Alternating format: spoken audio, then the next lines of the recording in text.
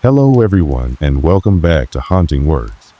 If you found this video, you're probably looking for something to help you drift off to sleep. And I'm here to deliver.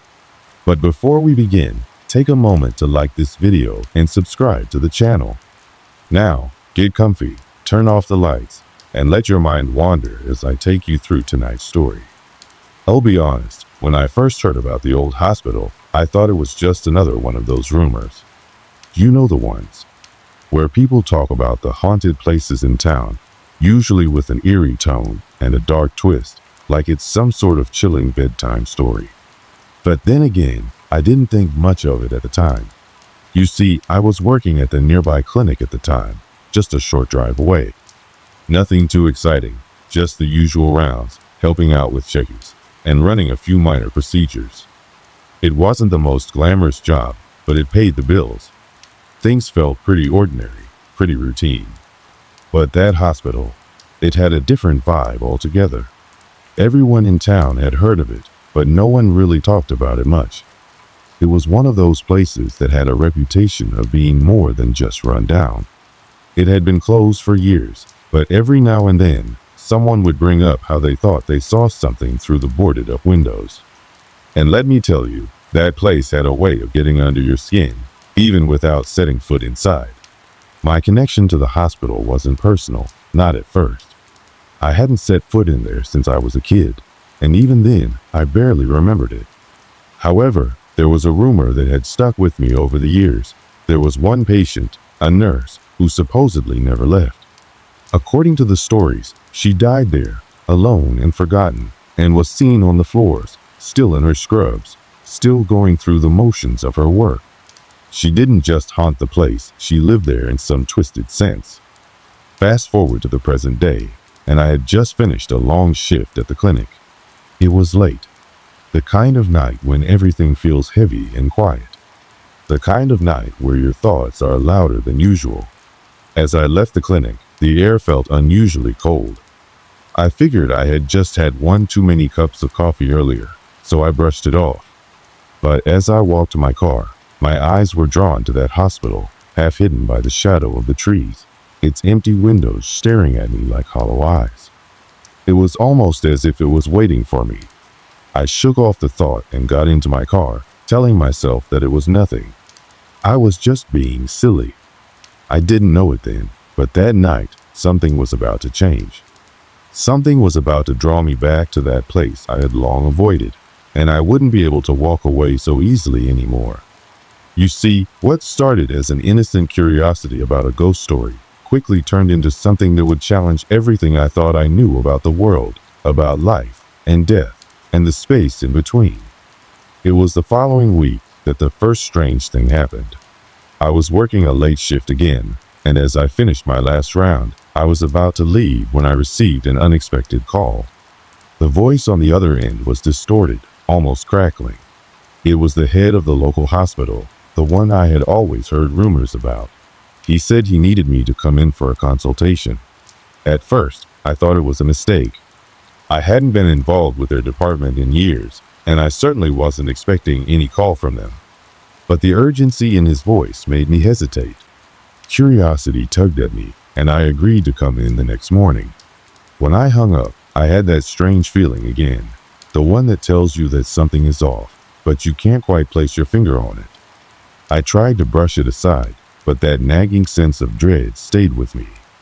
Maybe it was just the history of the place haunting my thoughts, but I couldn't help feeling that this wasn't going to be just another ordinary visit. The next morning, I arrived at the hospital. The place was even more unsettling in the daylight, its once grand structure now a shadow of its former self. The bricks were crumbling, and the windows were either shattered or boarded up. The air had an almost oppressive quality, like it was trying to hold on to some memory.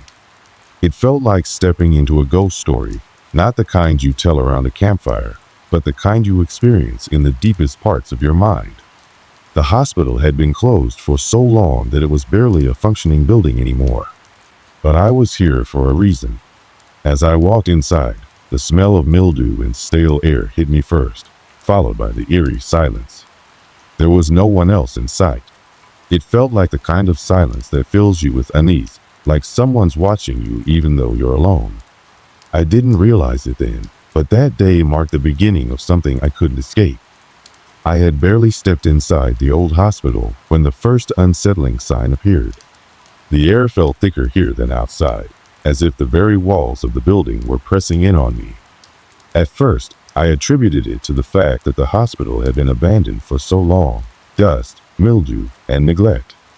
But there was something more. Something I couldn't quite explain. The silence. It wasn't normal. It wasn't just the absence of sound. It felt like the silence itself was watching, waiting for something to happen. I walked through the dimly lit hallways, each step echoing louder than I expected. It felt as though the building was holding its breath, and so was I. I couldn't help but feel like I wasn't alone, even though I was the only one here. The place had that abandoned look to it.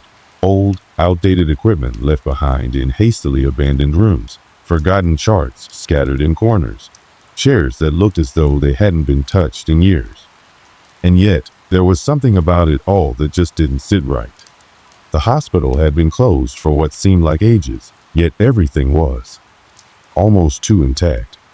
There was a sense of stillness that felt wrong. I turned down a hallway, expecting to see a few more scattered signs of decay. But instead, I found a door slightly ajar. It was an odd thing to notice, because I hadn't seen anyone around to leave the door open. I was told no one was using this part of the building, just a simple consultation. The strange thing was, as I approached the door, I could hear faint sounds coming from inside. I froze. The sounds weren't the creaks or groans of an old building settling. No, these were deliberate. A slow, rhythmic tapping, like fingers drumming on a surface, soft and almost soothing, but in a way that made my skin crawl. I stood still, unsure of what to do. Part of me wanted to walk away, to pretend I hadn't heard it, but another part of me was drawn in, almost like an invisible force pulling me toward the door. My hand trembled slightly as I reached for the doorknob, and I pushed it open. The room was dark, with only a faint glow coming from a window at the far end. The shadows in the corners seemed to twist and stretch, and the faint tapping noise continued. My eyes scanned the room, looking for any signs of life, but I saw nothing. It was completely empty, except for a chair at the center of the room. It wasn't until I stepped inside that I realized what was truly strange. The chair, which had appeared empty at first glance, wasn't quite empty. It was as if something or someone had just moved out of it a moment before. The backrest had been perfectly straight, but now it was leaning ever so slightly to one side. The sound of tapping stopped as soon as I noticed the chair. My heart raced, and the hairs on the back of my neck stood up. I told myself it was nothing, that I was just imagining things. But the unease wouldn't go away. I backed out of the room slowly, glancing over my shoulder one last time before I shut the door. I was about to leave the area when I heard a sound behind me, a small metallic clink, like something falling to the floor. I turned quickly, my breath catching in my throat. There was nothing there. I told myself it was the building settling again, but deep down, I couldn't shake the feeling that someone was in that room with me. At that moment, the unease I had felt when I first walked in seemed to grow even stronger. I decided to head back toward the front of the hospital, hoping to find the person who had called me in. The strange sounds, the sense of something being just out of sight, made my skin crawl. But the further I walked down the hallway, the more that sense grew. It wasn't just that something was off, it was that the building itself felt alive, watching me. I found the receptionist area near the main entrance, but the room was empty. That was strange. I was told someone would be there to meet me. But the desk was vacant, the phone off the hook, papers scattered across the surface, as though someone had just abruptly left. A cold draft flowed from the hallway I had just come from. I hesitated. Something wasn't right. I called out, but there was no response. I wasn't sure what I was expecting, but I decided to check the rooms nearby to see if anyone was around. My footsteps were louder now, echoing in the stillness. It was unnervingly quiet, almost as if the air was holding its breath. Each step took me deeper into the building. where I found the rooms lined with old equipment, beds that hadn't been used in years, and 4 stands covered in dust. Suddenly, I heard it again, the tapping sound. This time, it was much clearer, louder, too. The rhythmic tapping echoed from down the hallway, and I felt the hairs on my arms stand up. The sound was unmistakable. It was coming from one of the rooms. I wasn't sure which one, but it was there. I swallowed hard. My heart pounded in my chest as I tried to gather my courage. I wasn't sure if I was supposed to be here. Should I leave? Should I call for help? My mind raced, but my feet carried me forward, as if I had no choice. I turned down another corridor and approached the room where the sound seemed to be coming from. My hand hesitated over the doorknob, but before I could even open the door, the tapping stopped again. I held my breath, listening, waiting for the sound to return. But there was only silence. I opened the door cautiously. Inside, the room was cold, and the window was covered in grime. The bed was empty, but something was off about the way the sheets were arranged. They seemed to be disturbed, like someone had been sitting there not long ago, but no one was in the room now. I stepped further inside. The temperature seemed to drop, and I felt an overwhelming sense of dread. My instincts screamed at me to turn around and leave, but my curiosity kept me rooted to the spot. That's when I heard it, the softest whisper, just barely audible, coming from behind me. "Help me." I spun around, heart racing, but there was nothing there. No one. I felt the blood drain from my face. The voice. It was so faint, so desperate. But I had heard it, clear as day. The room was empty. There was no one there. I quickly backed out of the room and ran down the hallway, my footsteps quick and frantic. I needed to get out of there. I couldn't stay any longer. As I reached the entrance, I saw a shadow pass in front of the door. I froze, my blood running cold. I was alone. I knew I was alone. But there it was, a shadow that moved across the glass, slow and deliberate. I stepped forward, my breath shallow. The door slammed shut behind me, and I nearly jumped out of my skin. I don't know what I felt more, relief or terror. Relief, because I had escaped whatever that was, but terror, because I couldn't shake the feeling that something had followed me out. I couldn't explain it.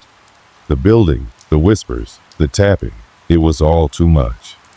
It was the kind of feeling that sticks with you long after you've left, like an itch you can't scratch.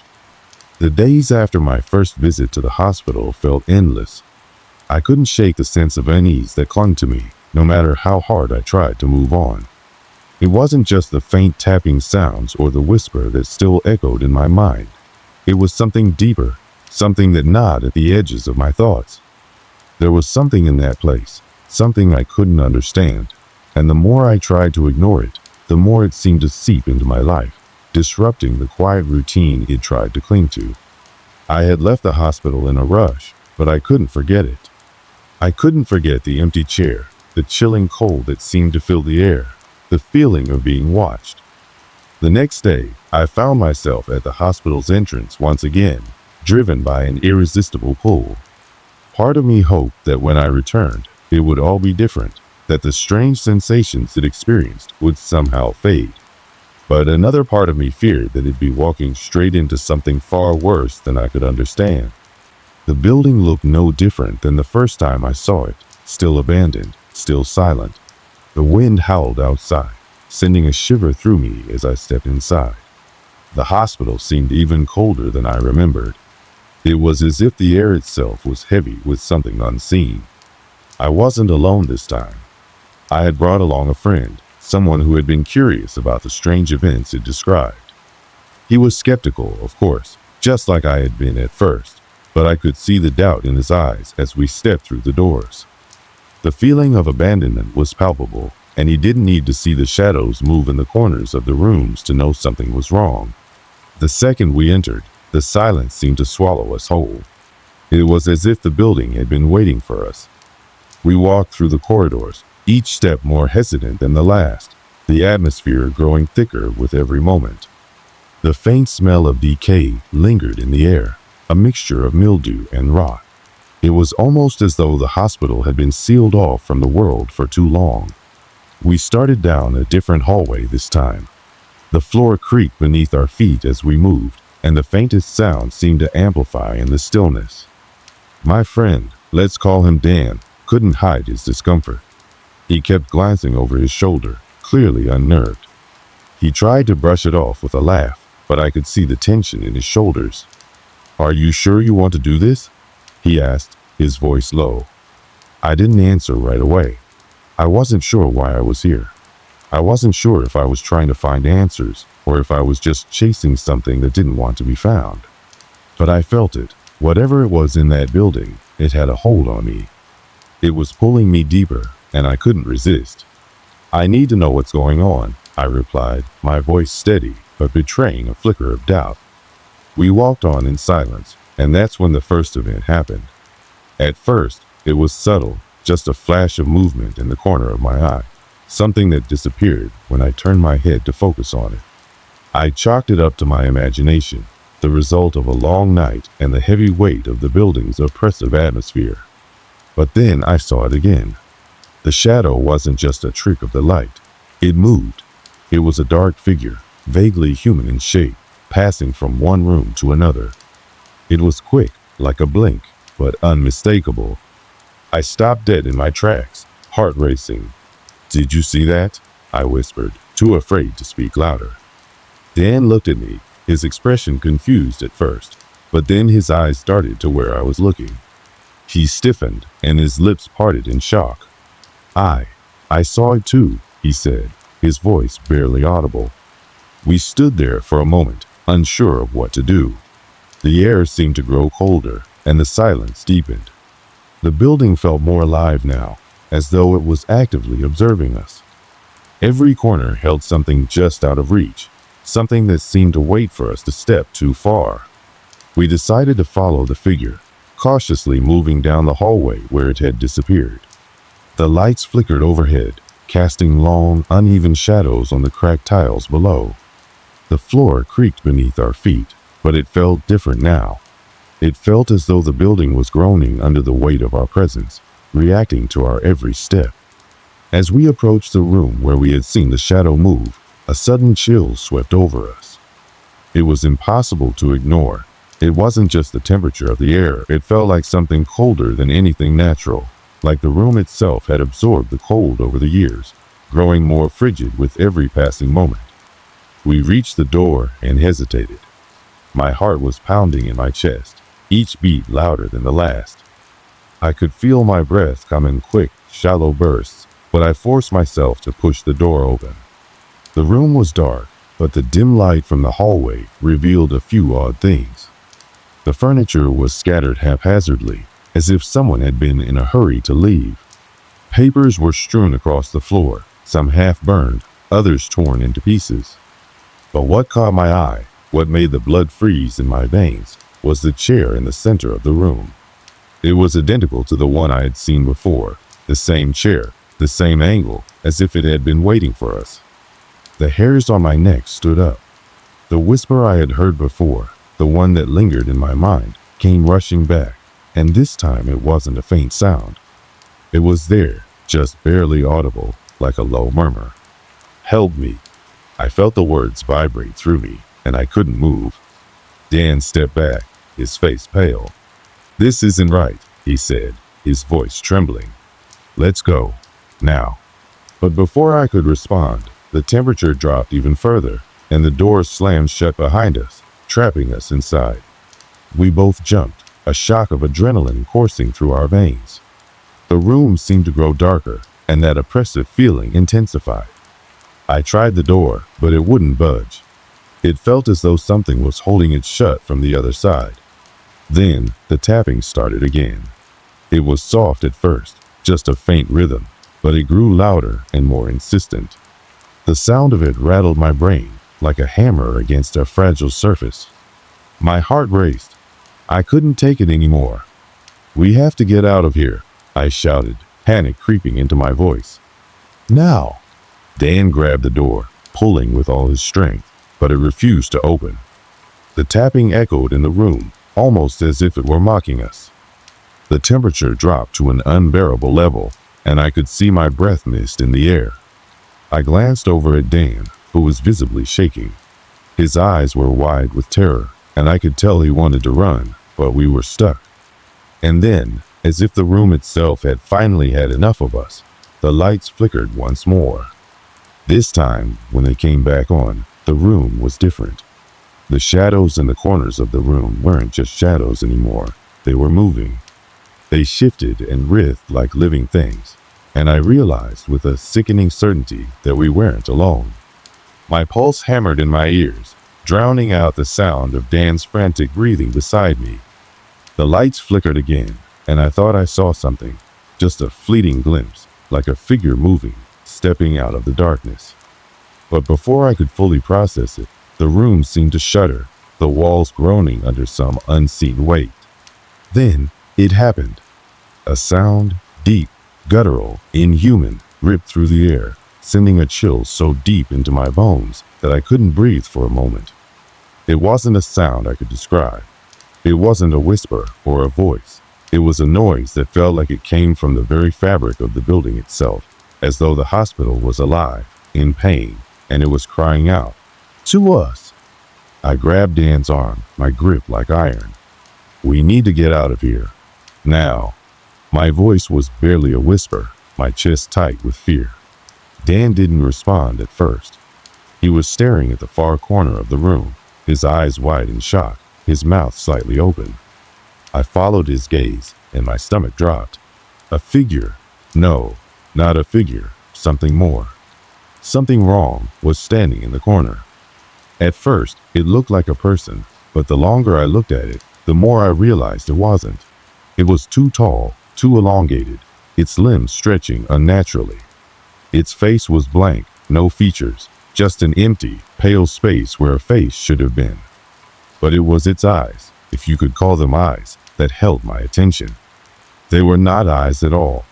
They were dark, swirling voids, endless and empty, like they were sucking in all the light around them. My breath caught in my throat. This wasn't just a shadow or a trick of the light. This thing was real. It was here, and it was watching us. Dan stepped back, but I couldn't move. I felt like my body had frozen in place, as though I had been paralyzed by the sheer horror of what I was seeing. The figure didn't move, at least, not in the way a person would. It just shifted. Slowly, deliberately, it tilted its head, as though it was studying us, sizing us up. I wanted to scream, to run, but my body refused to cooperate. It felt like I was trapped in some waking nightmare, where every instinct screamed at me to flee, but my legs wouldn't obey. Dan took a few cautious steps back, his voice trembling as he spoke. "What is that? What the hell is that?" I didn't have an answer. I couldn't even form words. The room seemed to close in around us, the walls pressing in with a slow, suffocating pressure. It was as if the very air had become thick with fear, with dread. The tapping started again. It was louder now, almost rhythmic, and it was coming from all directions, echoing off the walls, the floor, the ceiling. The sound seemed to be coming from the thing in the corner. No, not from it. It was coming from within the walls, from the space between the floors. A chorus of tapping that grew louder and more frantic with each passing second. It was like the building itself was alive, and it was trying to reach us. The figure in the corner shifted again, and this time it didn't tilt its head.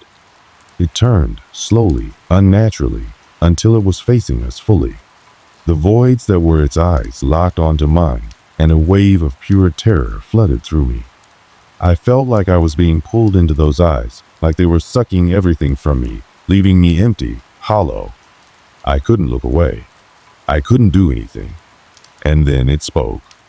The voice wasn't a voice at all. It was a sound, a vibration that seemed to come from everywhere and nowhere at once. It rattled the walls, reverberating in my skull. "Leave," it whispered, though the word wasn't a word. It was a command, an order, so powerful that it struck me like a physical blow. The air grew heavier, denser, and I could feel the pressure building in my chest, like I was being crushed under the weight of the world. Dan collapsed to the floor, clutching his head, gasping for air.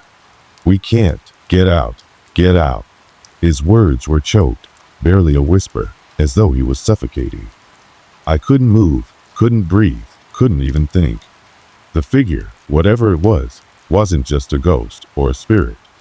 It was something else, something ancient. It had a presence, a force that filled the room. It wasn't just watching us, it was invading our minds, our bodies. I wanted to scream, to run, to do anything, but I was trapped, my body frozen, my mind racing.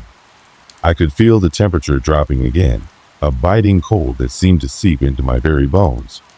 It was like the room had become a tomb, and we were the trapped souls within it. I turned to look at Dan, but he was gone. His body was still there, but it was like he had been taken, like he had disappeared into thin air.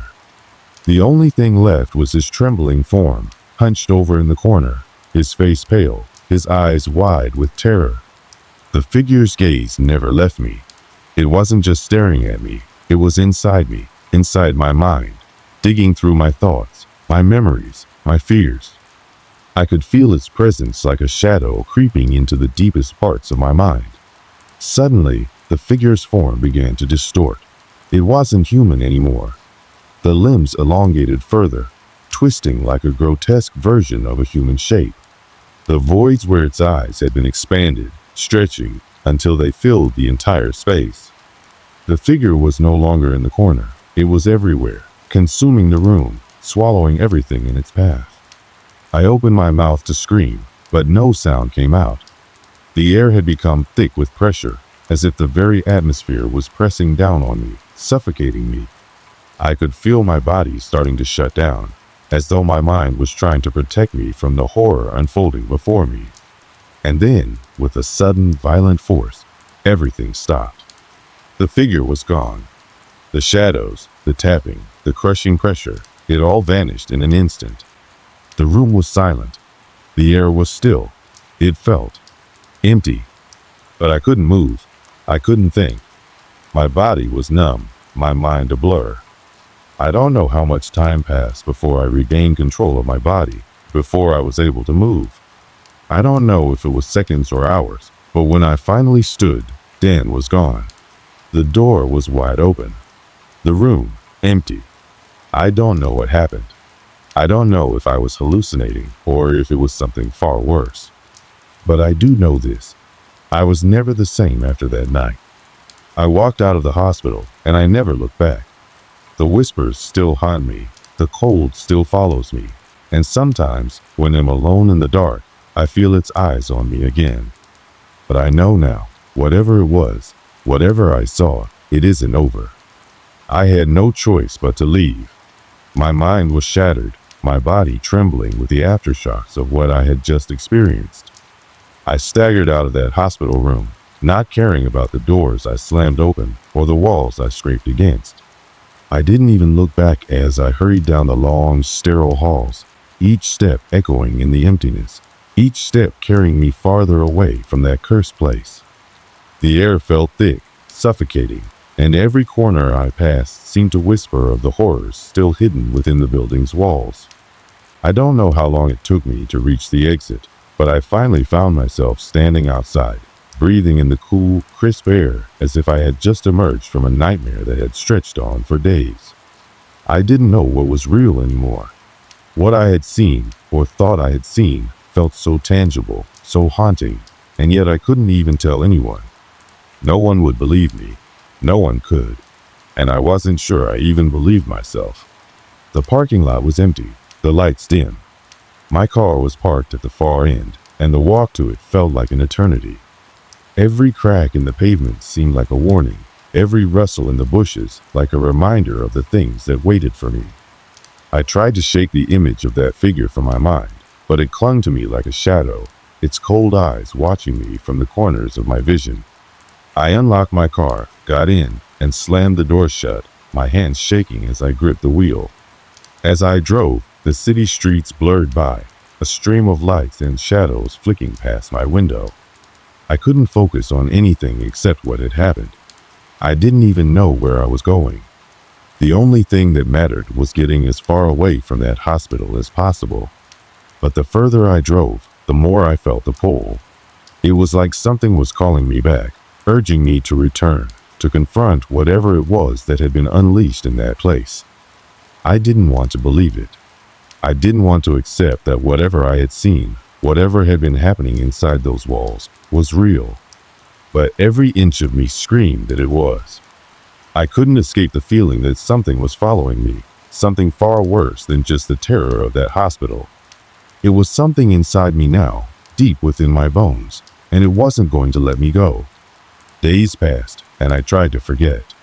I went back to my apartment, to my normal life, but everything felt different. I kept expecting to see that figure lurking in the shadows of my apartment. I jumped at every creak of the floorboards, every shift of the wind outside my window. But nothing ever happened. There were no knocks on the door, no whispers in the dark, just the quiet of my own mind. Yet I knew better than to believe I was safe.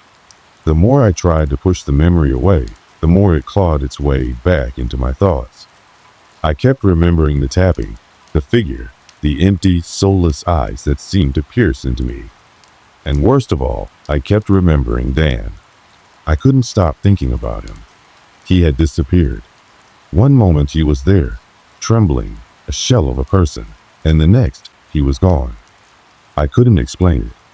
I didn't know what had happened to him, but a part of me, deep, deep inside, knew that he was still out there somewhere. Or perhaps I should say that he wasn't out there at all. I called his phone every day, hoping, praying that he would pick up. But the calls went straight to voicemail, each message I left unanswered. I tried to contact the hospital, but no one had any answers. They told me that they hadn't seen anyone matching his description, and no one seemed to know who he was. I even tried to contact the police, but they just chalked it up to some kind of misunderstanding, a mistake, a panic-induced episode. They didn't believe me either. No one did. It was maddening. The more I tried to explain, the more they all looked at me like I was crazy. It wasn't until I returned to that hospital, days later, in a desperate attempt to find some kind of clue or sign, that I realized I wasn't crazy. I was right to be afraid. I went back under the cover of night. The streets were empty, the building looming in the distance like a monstrous relic of something long forgotten. The lights were off inside, but I knew the place wouldn't be completely abandoned. The air still felt heavy, as if it were holding its breath, waiting for something to happen. I entered through the back, slipping through the broken door I had escaped from just days before. The hospital felt just as it had when I left, silent, cold, oppressive. The smell of decay still lingered in the air, but it was somehow worse now. The walls, once so sterile, seemed to be closing in, like they were slowly becoming something else, something darker. I crept through the hallways, my steps echoing far too loudly, each creak of the floorboards more pronounced than the last. I searched room after room, every one as empty and desolate as the last. But then I found it. The door to the old, unused wing was ajar. The sign next to it was faded, barely legible, but it still said the same thing: quarantine. My heart skipped a beat. I didn't know why, but something about that word, something about that room, felt wrong. I pushed the door open, stepping inside. The air in this part of the building was thick, heavy with dust and something else, something metallic. The lights were flickering, and the further I went, the more I could feel something watching me. It was the same sensation I had felt in the room with that figure. Something was there, waiting.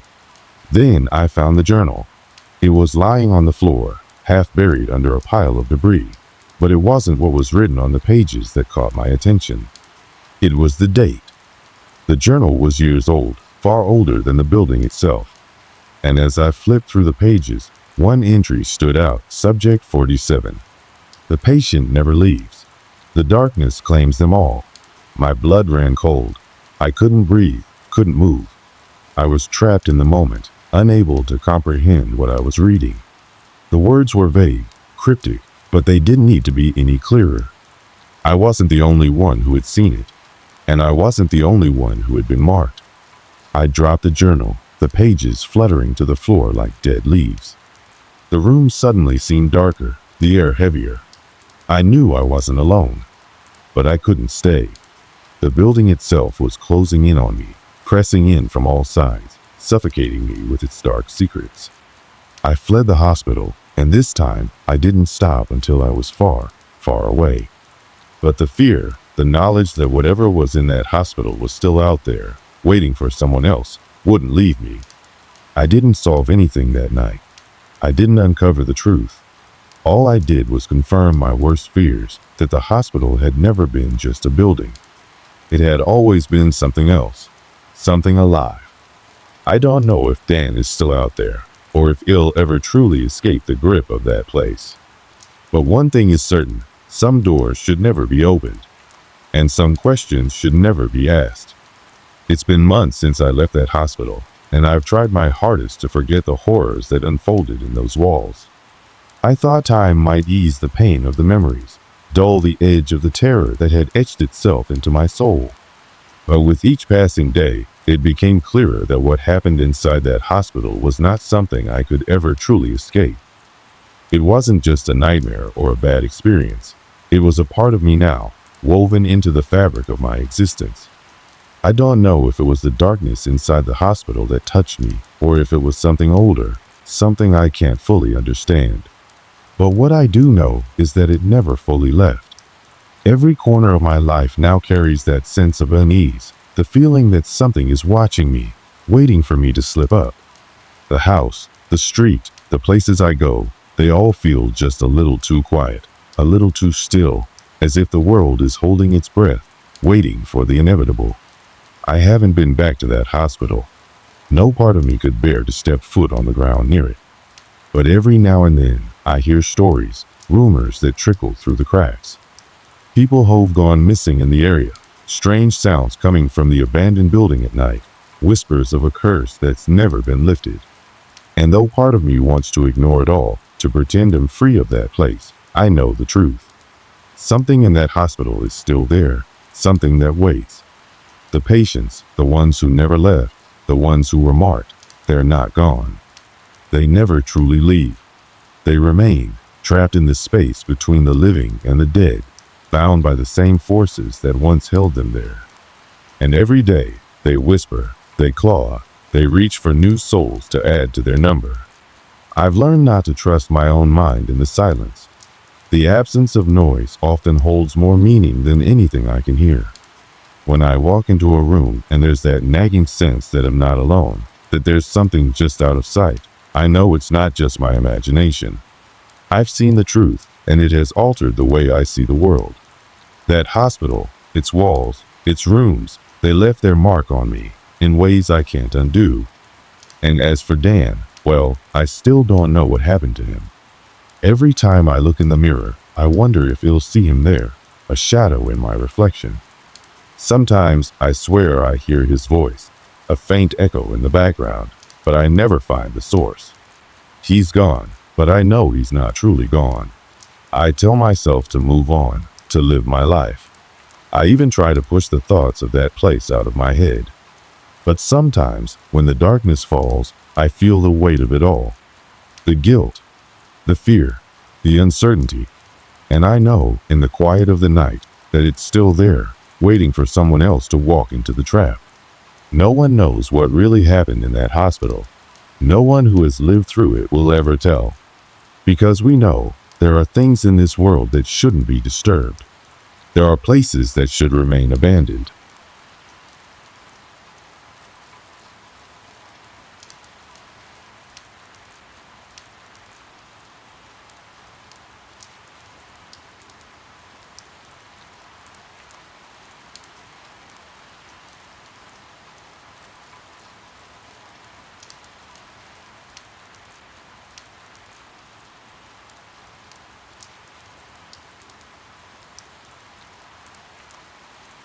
This story takes place on a small, isolated stretch of coastline. It was a place most people would simply pass by without a second thought. If you hadn't heard about it, you'd never know that the weather-beaten lighthouse at the end of the pier was far from ordinary. Its faded, chipped exterior seemed to sag with age, but it still towered over the sea like some forgotten sentinel, watching over the waves that endlessly crashed against the rocks below. For years, it had been abandoned until we arrived. I had never thought much about the lighthouse. It was one of those things you just grew up seeing. On our trips to the coast, we'd occasionally stop by, stretch our legs, and grab a quick look at it, usually from the comfort of the car, always in passing. The lighthouse was no more than a backdrop for a scenic photo opportunity. But then, one winter afternoon, a chance came up to do something a bit different. We were staying at a small cottage near the edge of town, far enough from the bustle to make you feel like you were alone with the sea. It was meant to be a peaceful getaway, a break from the chaos of daily life, a place where we could just escape for a while. A few friends were with me, and the cold weather only seemed to add to the cozy atmosphere. Little did we know that what was supposed to be a weekend of relaxation would soon turn into something much darker. The group of us consisted of 3 close friends, one of whom, to my surprise, had come up with the idea to actually visit the lighthouse. No one had mentioned it before, and I hadn't even thought about stepping foot near it. I didn't know what drove him to suggest it. Maybe it was the eeriness of the structure, or perhaps it was the fact that, despite being so close to it, no one had really ever dared to go inside. But against my better judgment, we decided to make the trip. My friends were excited, eager for an adventure, and the weather, though cold, was calm enough to make the trip seem plausible. In hindsight, it was a decision I would deeply regret. But at the time, there was nothing too strange about it. It was just a lighthouse after all, right? We made our way down the narrow, winding road that led to the pier. The clouds above seemed to gather in thick, oppressive layers, casting a dull gray light over everything. The air was thick with salt, and the scent of the ocean carried through the wind like an old friend. We parked the car near the edge of the pier, the lighthouse standing tall in the distance, its silhouette hauntingly perfect against the stormy sky. As we approached the lighthouse, the first thing I noticed was the absence of sound. The usual hum of the waves and the distant call of seagulls were gone. Instead, there was a strange silence, a quiet that pressed against your ears, making everything feel just slightly off. It was hard to put into words, but it felt as though we were trespassing on something that wasn't meant to be disturbed.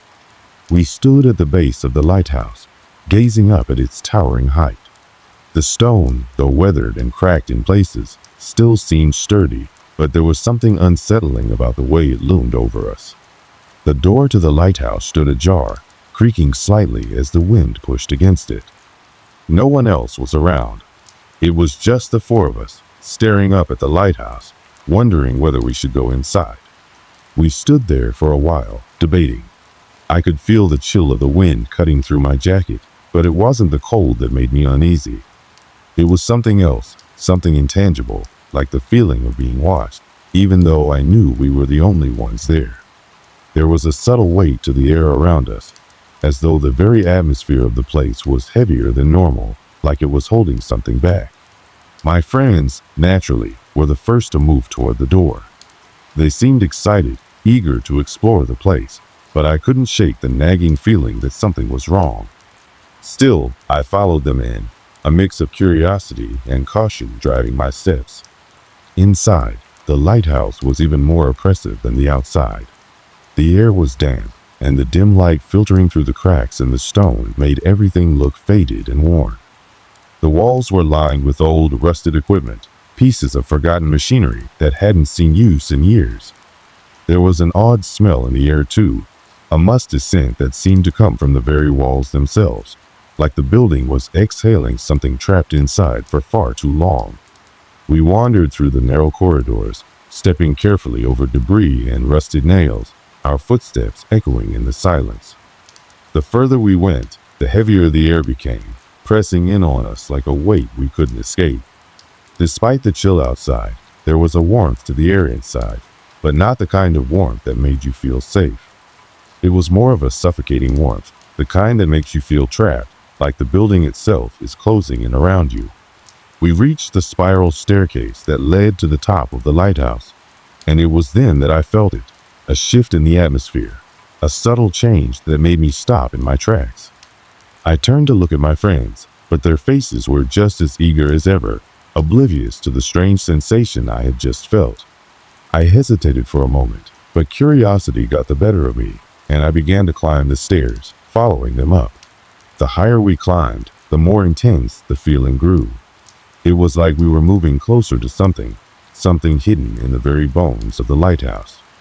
I couldn't shake the sense that something was waiting for us at the top, something that didn't want us to be there. By the time we reached the top, I was on edge. The view from the window was breathtaking, waves crashing against the rocks below, the coastline stretching out as far as the eye could see, but it wasn't the view that held my attention. It was the strange feeling in the air, the oppressive silence, and the way everything seemed to hold its breath. And then I saw it. It wasn't anything physical, at least not at first. It was a feeling, a presence, something that shouldn't have been there. The hairs on the back of my neck stood up, and a cold chill ran down my spine. I looked around, half expecting to see someone, but the lighthouse was empty. Still, that feeling didn't go away. It lingered, pressing in on me, and I knew that whatever it was that had been waiting for us wasn't done yet. But we didn't leave. Not yet. Instead, we took in the view, unaware of the events that would soon unfold. Events that would make us question everything we thought we knew about that lighthouse, and what really lurked in its shadows. The wind had started to pick up as we made our way back down the spiral staircase, and by the time we reached the bottom, it had transformed from a gentle breeze to a forceful gust that made the windows rattle. The sudden shift in the air made the hair on the back of my neck rise again. It felt like something was stirring, something unseen, something out of place. But, like before, I tried to shake it off, chalking it up to my imagination running wild. As we stepped out of the lighthouse, the cool evening air hit us, and for a brief moment, the oppressive feeling lifted. The sea stretched out before us, a rolling mass of dark waves, but the sky above was beginning to clear. There was something calming about the scene, despite the strange weight that had followed us inside. My friends were eager to continue their exploration, but I hesitated. I couldn't quite explain it, but something was wrong, something that I couldn't pinpoint, but that I could feel all the way down to my bones. One of my friends, Jordan, suggested we take a walk along the pier to stretch our legs. At that point, anything that would take me away from the lighthouse sounded like a good idea, so I agreed. We started walking along the wooden planks, the boards creaking beneath our feet with each step, the sound of the sea crashing against the rocks below providing a constant backdrop. The pier, though weathered, was still sturdy, and the wind had died down to a gentle breeze again. The only thing unsettling was the fact that the whole area seemed eerily deserted. There were no seagulls, no fishermen, no boats. Just the four of us and the sound of the ocean. As we walked, I couldn't help but notice how quiet it was, too quiet. Even the usual hum of the sea breeze seemed to be muffled. We reached the end of the pier, where the lighthouse loomed behind us, its shadow stretching long across the water. I glanced back at it, and that's when I saw it, a faint light in one of the lighthouse windows. It was brief, just a flicker, but it was enough to make my stomach tighten. "Did you see that?" I asked, my voice barely above a whisper. Jordan looked over at me, then back at the lighthouse. "See what?" "There was a light. In the window," I said, still feeling uneasy. "It was just a flicker." Jordan squinted. "You sure?" "It's just the wind. Maybe the glass is reflecting something." I wasn't convinced, but I didn't press it. Instead, I turned away, trying to shake the feeling off. But the doubt lingered. My friends didn't seem as bothered by it as I was, so I decided not to say anything more. I wanted to be logical about it, rationalize it away, but deep down, I knew something wasn't right. We decided to sit for a moment, leaning against the railing of the pier. The sky was slowly darkening, and the first stars began to appear, twinkling faintly above. But I couldn't focus on the beauty of the night. My thoughts kept drifting back to that flicker of light. I told myself it was nothing, just a reflection, or perhaps a trick of the eye. But there was an unsettling feeling in my gut that refused to go away. It wasn't until we made our way back toward the lighthouse that things took a more noticeable turn. As we neared the entrance, I noticed something strange. The door, which had been slightly ajar when we first arrived, was now wide open. I froze in my tracks. "Did anyone leave that open?" I asked, my voice tight. Jordan, who had been ahead of us, turned around. "What?" "That door was closed when we came down." I could feel the tension rising again, that suffocating air pressing in on me. My heart rate quickened. Something wasn't right. "Well, maybe we left it open," one of the others suggested, but I could tell by the uncertainty in his voice that he wasn't convinced either. I stepped forward cautiously, the sound of my boots crunching on the gravel as I approached the door. It was as if the building itself had beckoned us back inside, urging us to step closer. But there was nothing inviting about it. There was something far more sinister lurking beneath the surface. We stood at the doorway, staring into the darkness inside. The faint smell of damp wood mixed with something else, something musty and metallic, wafted out at us. I took a step back, not wanting to go in, but at the same time feeling drawn to it. My feet were planted firmly on the ground, but my body seemed to be urging me to turn away. Yet, none of my friends hesitated. They walked in without a second thought, and reluctantly I followed. The air inside was still thick and warm, but there was an added heaviness now. It felt oppressive, like a thick fog had settled over everything, suffocating the very space around us. I glanced up toward the top of the lighthouse, where we had just been, but the darkness seemed to close in, obscuring the view. As we walked deeper into the building, something caught my attention. It was a subtle sound, barely audible over the noise of our footsteps. A scratching noise, coming from somewhere above us. It was soft at first, like the sound of something small and light brushing against the walls, but as we moved forward, it grew louder. We stopped in our tracks. "Do you hear that?" I whispered, my voice tense. Jordan gave me a confused look. "It's probably just rats or something. This place is old." But the noise wasn't random. It was rhythmic, deliberate, and it didn't sound like anything natural. It was as if something was moving just above us, tracing the edges of the walls, dragging something across the floor. I wanted to leave. I wanted to bolt out of there and never look back, but my friends were already moving forward. My instincts screamed at me to stop them, to make them turn around, but I didn't have the courage to speak up. Instead, I followed them deeper into the lighthouse, each step heavier than the last. The scratching noise grew louder and more distinct. It was as if something was moving across the floor above, scraping its way toward us. I glanced up at the ceiling, but all I saw were the shadows of the rafters, looming like dark giants. "Okay, this is getting weird," Jordan said, his voice now tight with uncertainty. He stopped in his tracks, and I saw his eyes flicker toward the staircase that led to the top of the lighthouse. "Let's get out of here." But before we could react, the noise stopped. Silence enveloped us once again, the kind of silence that feels unnatural, like the world is holding its breath. For a moment, none of us spoke. And then, a loud bang echoed from above us, followed by a low, guttural growl. I froze. That wasn't an animal. Whatever it wasn't supposed to be there. We turned and bolted out of the lighthouse, hearts pounding in our chests, but the growl lingered in our minds, echoing in the stillness of the night. The door slammed shut behind us, and the wind picked up once again, whipping through the air like it was trying to chase us away. My friends and I were all breathing heavily, trying to make sense of what had just happened, but none of us could. We had no explanation for the sounds, for the growing sense of dread that had followed us into the lighthouse. The night had grown colder as we stood in front of the lighthouse, hearts still racing from the strange events inside. The wind howled through the trees, shaking the branches and sending a chill through the air. I could still feel the weight of the growl vibrating in my bones, and every nerve in my body screamed that something was wrong. Something far worse was waiting for us. We stood there for a while, unsure of what to do. The others were talking, but I could barely focus on their words. The growl kept echoing in my mind, over and over again, like a warning that we hadn't heeded.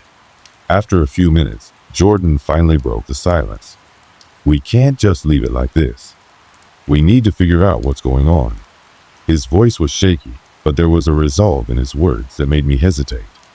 I wasn't sure if I was ready to go back inside that lighthouse, but the thought of leaving without answers didn't sit well with me. We couldn't just run, not after everything that had happened. We had to know what we were dealing with. "Are you sure about this?" I asked, looking between my friends. "I mean, we just heard, whatever that was." But no one seemed to want to back down. They all nodded, silently agreeing that we had to go back. They were right. We couldn't leave without understanding what had been haunting us, what had been hiding in that lighthouse all this time. And so, with a reluctant sigh, I led the way back to the door. The closer we got to the lighthouse, the more oppressive the air felt. It was thick with tension, like something was holding its breath, waiting for us to make our next move. The door, which had slammed shut behind us earlier, was now ajar again, the hinges creaking as if it had been opened just for us. I glanced at the others, but no one said anything. We knew what we had to do. We stepped inside, and the temperature seemed to drop instantly. The warmth of the outside air disappeared, replaced by a bitter chill that cut right through our jackets. The musty scent of the old wood mixed with something sharp, something metallic, like blood. It made my stomach churn. I didn't want to look up, didn't want to know what was waiting above us, but my eyes were drawn to the staircase. It loomed above us, dark and inviting.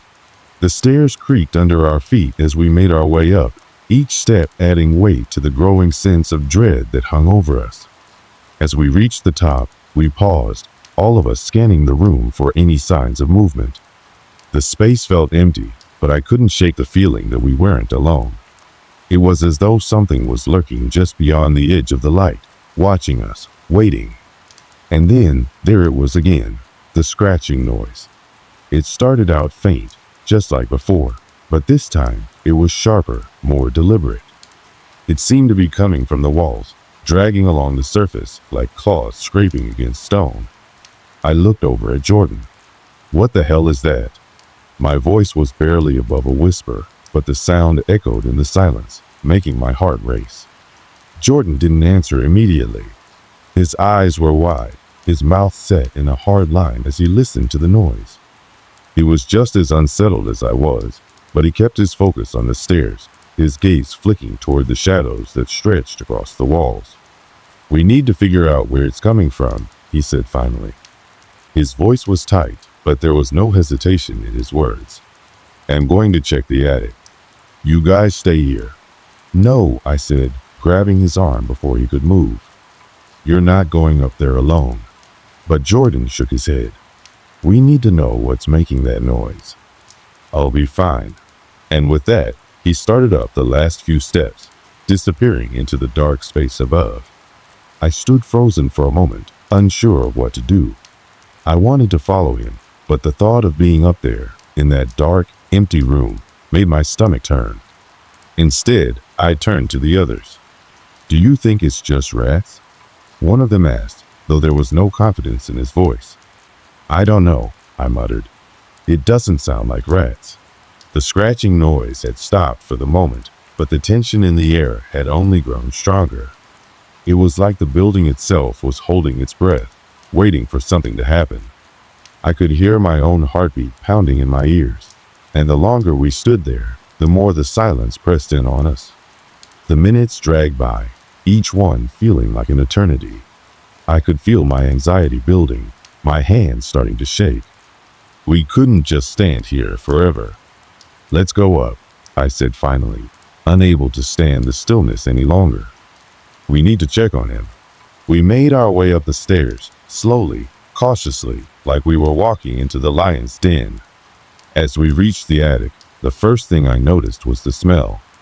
It was stronger now, that metallic scent, mixing with the old wood and dust. It was almost suffocating.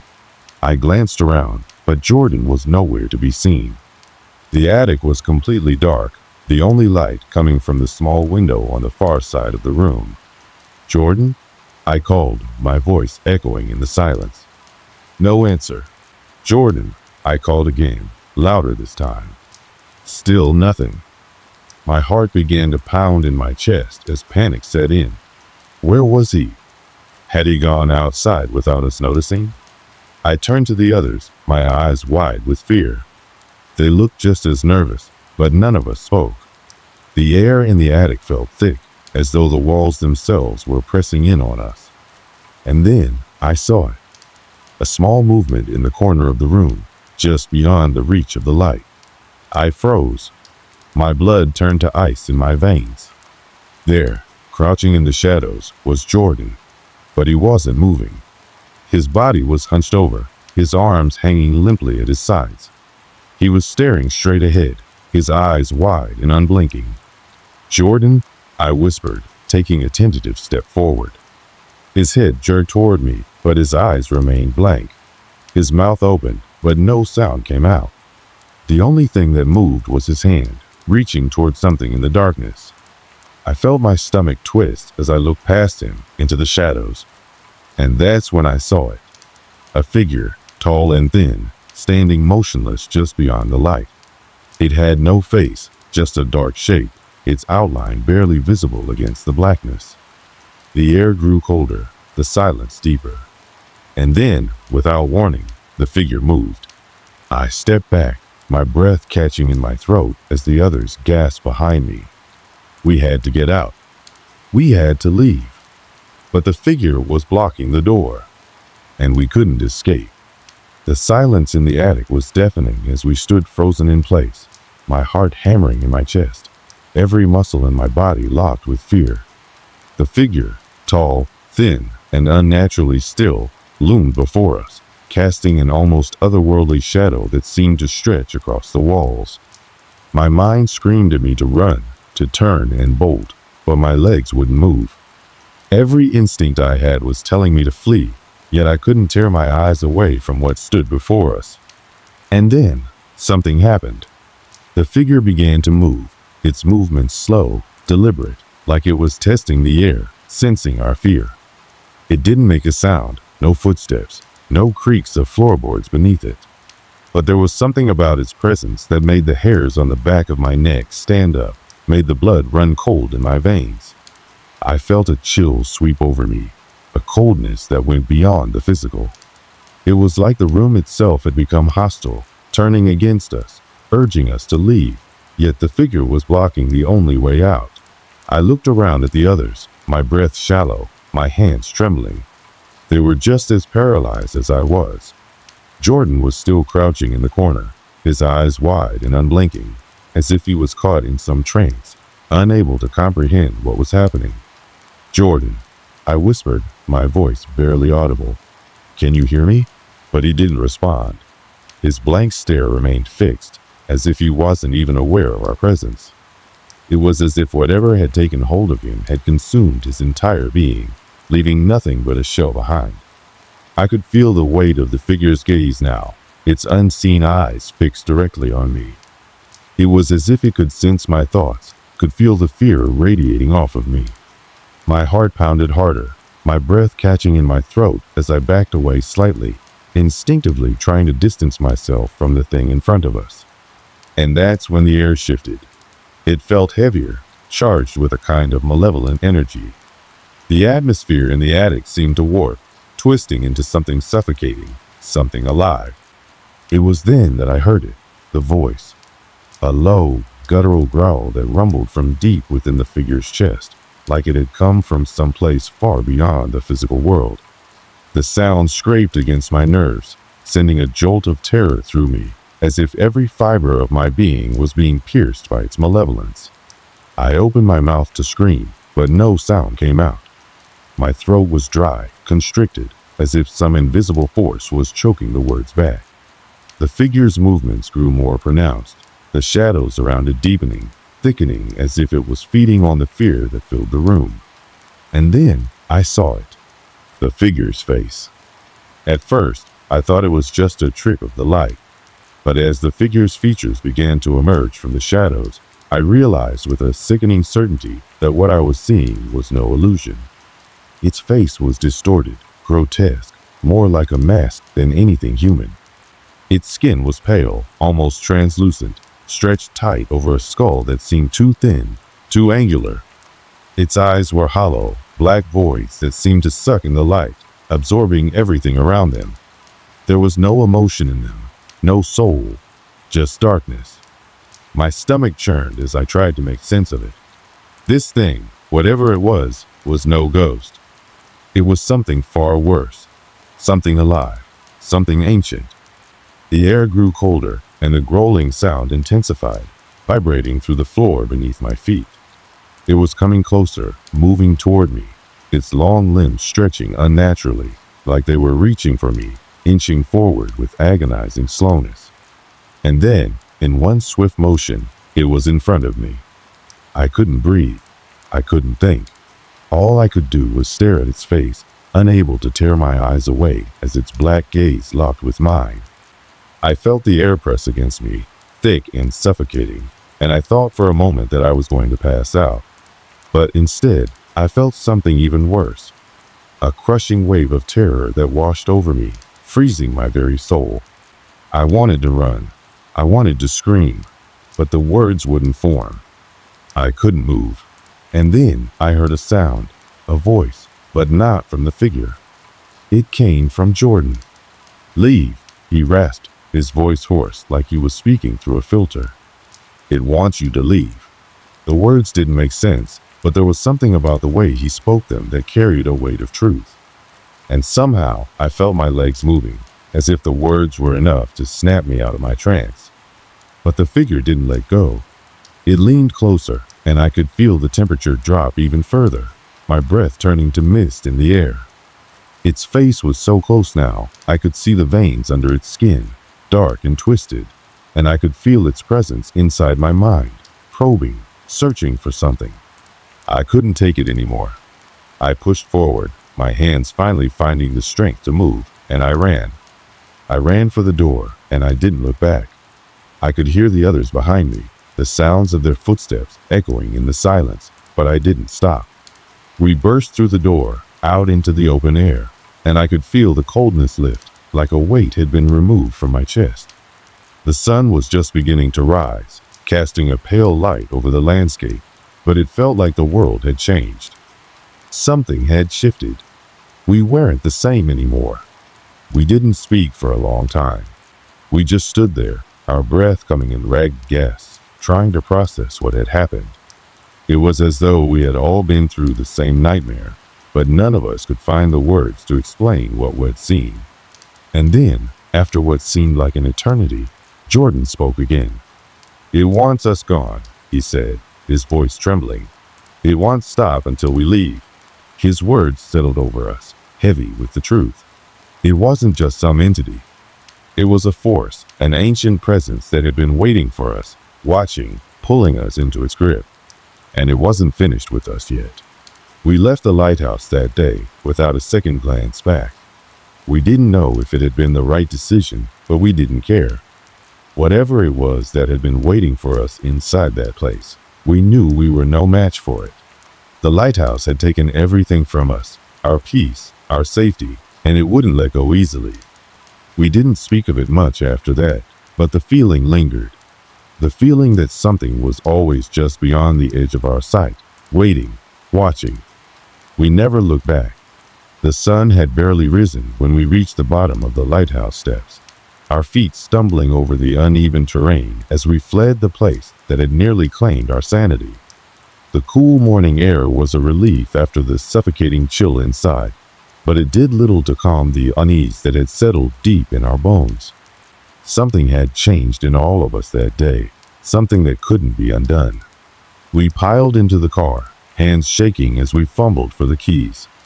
The engine roared to life, but the noise felt strangely hollow, like we were still trapped in that nightmare, unable to fully escape. There were no words spoken at first. What could we say? The silence felt like a thick fog, and none of us knew how to pierce it. As we drove away, I couldn't help but glance over my shoulder, though I knew I shouldn't. The lighthouse stood in the distance, its looming silhouette no less menacing in the light of day. It felt as if it was still watching us, its presence somehow inescapable. I swallowed hard, trying to push the thought out of my mind. We spent the next few days trying to process everything, but nothing seemed real. We spoke about what happened, each of us trying to make sense of the horrors we'd witnessed, but there were no answers, no comfort to be found. The figure in the attic, its hollow eyes, its unnatural presence. We couldn't explain it, couldn't even begin to understand why it had come after us. Jordan, who had been the first to feel its influence, was the most affected. He barely spoke after we left, staring blankly at nothing, lost in his own thoughts. It was as if the encounter had shattered something in him, and he was never quite the same after that day. The nightmares didn't stop either. We all had them, but Jordan seemed to be the most tormented by them. He would wake up in the middle of the night, drenched in sweat, whispering to himself as though trying to shake off some unseen force. Days turned into weeks, and we tried to go back to our lives. But every time I closed my eyes, I could still see it, the figure. The black voids in its eyes, its unnatural form that defied explanation. It had left a scar on us, a mark that wouldn't fade. The air around us felt heavier now, as though the world had been altered in some subtle way that we couldn't put into words. We had tried to reach out to others, to report what we'd experienced, but no one believed us. The lighthouse had been abandoned for years, and all the stories about its strange history were dismissed as local legends. The authorities wouldn't investigate further, and in the end, it was as if our terrifying encounter had never happened. But I knew better. The feeling never truly left us, not even after we moved on. The strange occurrences started to follow us, but in quieter, more subtle ways. I would catch glimpses of shadowy figures out of the corner of my eye, hear things that weren't there, feel cold spots that no amount of sunlight could dispel. It was as though the presence in the lighthouse had followed us home, lingering in the background, never fully gone. The others began to experience it too, mysterious things that couldn't be explained. A door that would slam shut for no reason, a whisper that echoed in an empty room, flickering lights that would never stay on for long. It became harder to shake the feeling that something had attached itself to us, something that wouldn't let go. We eventually stopped talking about it. The fear we'd felt that day began to fade, replaced by an unspoken agreement between us. We never returned to the lighthouse. We never spoke of it again. But in our minds, in the deepest corners of our thoughts, we knew it wasn't over. We had seen something there, something that had marked us, haunted us, and would never truly leave. I'm not sure what happened to the others, but I left the town soon after. There were just too many strange occurrences, too many questions without answers. The rest of my life was spent in a quiet haze, always glancing over my shoulder, always expecting something to follow me. As I write this now, I still don't know what we encountered that day. But I've come to terms with the fact that some things, some forces, are simply beyond our understanding. The lighthouse stands to this day, empty and forgotten, but I know that what we saw within its walls is not something that will be easily erased from our memories. I've often thought about what happened that night. What did we really encounter? Was it a ghost, a figment of our collective imagination, or something far darker? Maybe it was just the isolation of the lighthouse, playing tricks on our minds. Or maybe it was something much older, something that had been there long before us, waiting, watching, and perhaps even toying with us. But as I reflect on it now, the one thing I can't ignore is how much that experience changed me. It's not just the fear of the unknown, but the realization that there are forces in this world beyond our understanding, things we may never fully comprehend. We often think of the world as safe, as predictable, but that night at the lighthouse shattered that illusion. It taught me that some places, some forces, hold more power than we could ever imagine. And sometimes it's better not to try to understand them at all. The others, too, have moved on. Some of us have tried to bury the memories, pretending that it was just a nightmare we woke up from. Others, like Jordan, still carry the weight of that night with them, the scars hidden beneath the surface, forever changed by the encounter. We never spoke of it again after we left. It became something unspeakable, too terrifying to even mention in passing. We'd seen something that was never meant to be seen. But I wonder if it's really gone. I still hear things sometimes, little oddities that remind me of the lighthouse.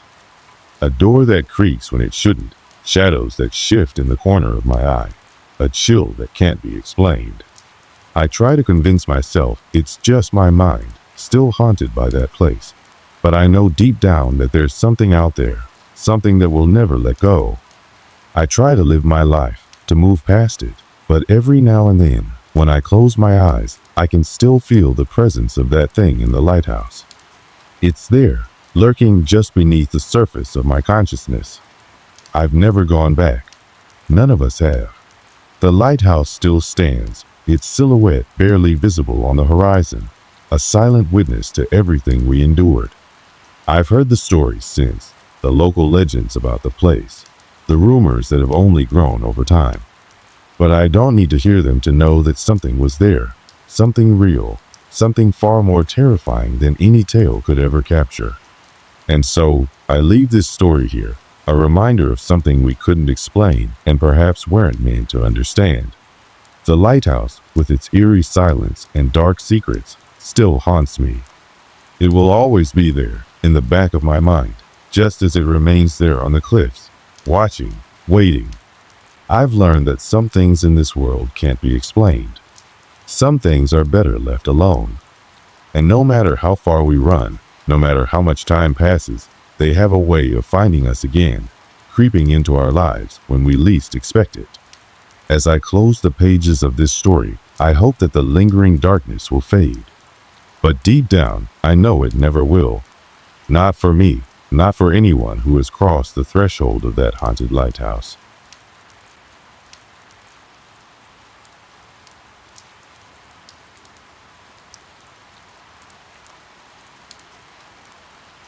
It was an ordinary summer evening, the kind that rolls in with the promise of peace. The sky was painted in hues of purple and orange as the last rays of sunlight sank behind the hills. It had been a long day, filled with the usual rhythm of life, work, errands, a bit of downtime at home. I was tired, just like everyone else, but something was pulling at me. I had always loved hiking and exploring, and there was one spot on the outskirts of town I hadn't visited in years, a dense, thick forest that was known for being off limits. A place locals often whispered about, where rumors of strange happenings ran rampant. It had always been there, that forest, like a silent guardian standing watch over the land. The kind of forest you'd see in movies, with towering trees that seemed to stretch endlessly toward the sky. It heard the warnings, of course. Don't go in there after dark, they'd say. Bad things happen to people who venture too far in. But as with most legends, the stories felt more like an exaggeration, something to tell to keep the kids out, or to add mystery to a place that otherwise felt pretty ordinary. After all, forests are just trees and wildlife, right? I wasn't alone that evening. I had planned the trip with a few close friends, each of us eager to revisit the trail we had once walked together in our younger years. We had all grown up in this small town, with the forest just at the edge of our neighborhood. But as the years went by, we had drifted apart, and the forest had become a distant memory. That night, however, we were ready to reconnect with the old times, to rekindle the sense of adventure that had fueled our childhood. We met at the old diner just outside of town, a place that felt like it hadn't changed in decades. The worn booths, the old jukebox in the corner, the smell of coffee that lingered in the air, it all reminded us of simpler times. Everyone was there. Tom, the adventurous one, Lisa, the practical one, and Ben, the joker. We laughed, shared stories, and joked about how little had changed in the years since we had last seen each other. The conversation flowed easily, like we had never been apart. But as we finished our meals, Tom suggested the idea of going to the forest. "We're just talking about it," he said, a mischievous grin on his face. What's the worst that could happen? Of course, the rest of us were hesitant at first. The warnings still echoed in our minds, the stories of people who had wandered too deep into the woods and never returned. But there was something about the idea of revisiting our childhood that made it hard to resist. We were older now, more experienced. What was a little walk in the woods after all? It was just a forest, nothing more. We drove to the edge of the forest, where the narrow, winding road led to a small clearing. From there, the trail into the woods was barely visible, almost as if nature had reclaimed it over time. The trees loomed tall and dense, casting long shadows as the sun dipped lower in the sky. It was still light enough to see, but the air was starting to cool, and a strange stillness settled over the area. The moment we stepped out of the car, I felt a subtle shift in the atmosphere. It was the kind of feeling that you can't explain, but you know it's there. A quiet unease, as if the forest itself was aware of our presence. I brushed it off as nothing more than the natural feeling of entering a place so thick with foliage. But there was something off about it. The air felt thicker, heavier, and the usual sounds of nature, birds, insects, the rustle of wind in the trees, were oddly absent. "Let's get moving," Tom said, eager to push forward. "It's just a quick walk. We'll be fine." And so, we ventured into the woods. As we walked, the forest seemed to close in around us, the path narrowing with every step. The trees were so dense, their trunks twisted and knotted, that it felt as though the forest was swallowing us whole. The further we went, the quieter it became. The birds had stopped singing, and the rustling of leaves had fallen silent. I could feel the weight of the stillness pressing in on us. But we kept going, each of us trying to shake off the growing sense of discomfort. Tom, as always, led the way with confidence. Ben and Lisa followed closely behind, their voices low as they joked about old times. I hung back a little, my eyes scanning the forest around us. It was strange how the light seemed to dim as we moved deeper into the woods. The trees blocked out most of the fading sunlight, and a shadowy gloom settled around us. As we walked, I couldn't shake the feeling that we were being watched. It wasn't just the quiet, it was as if the forest itself had become aware of our presence. There was a strange energy in the air, a pulse that seemed to grow with every step. But none of us said anything. After all, it was just a forest, right? Eventually, we reached a small clearing. The trees parted just enough to let a sliver of the setting sun cast its light on the ground. It felt like a natural stopping point, so we paused for a moment, taking in the view. The ground was soft, covered in a bed of moss and fallen leaves. The air felt cooler here, almost damp, as if the earth itself had been holding on to the day's heat. We sat down, chatting idly. Ben and Lisa were laughing about something, while Tom and I scanned the surrounding woods. That's when I noticed a faint, barely perceptible movement between the trees. Something, or someone, was watching us. At first, I thought it was just my imagination, playing tricks on me in the dim light. But then I saw it again, just for a moment. A dark figure, standing motionless in the shadows, its shape obscured by the trees. I tensed, my heart skipping a beat. I wasn't sure if I should say anything, but the feeling of being watched was undeniable. I turned to Tom, who was still talking, completely unaware of what I had seen. My mind raced, trying to make sense of it, but there was no logical explanation. It was just a figure, like a shadow in the distance. And yet, something about it sent a chill through me. Without saying anything, I stood up, my eyes still locked on the spot where the figure had been. But when I looked again, it was gone. The forest was as still as it had been when we first arrived. But that wasn't the last time I felt it. That feeling of being watched, of something lurking just beyond the reach of the trees, stayed with me as we continued our walk deeper into the woods. We didn't talk much after that, each of us feeling the weight of the strange presence. And though we tried to brush it off, it was clear that something had changed in the air. Something wasn't right. The deeper we went into the forest, the heavier the atmosphere seemed to become.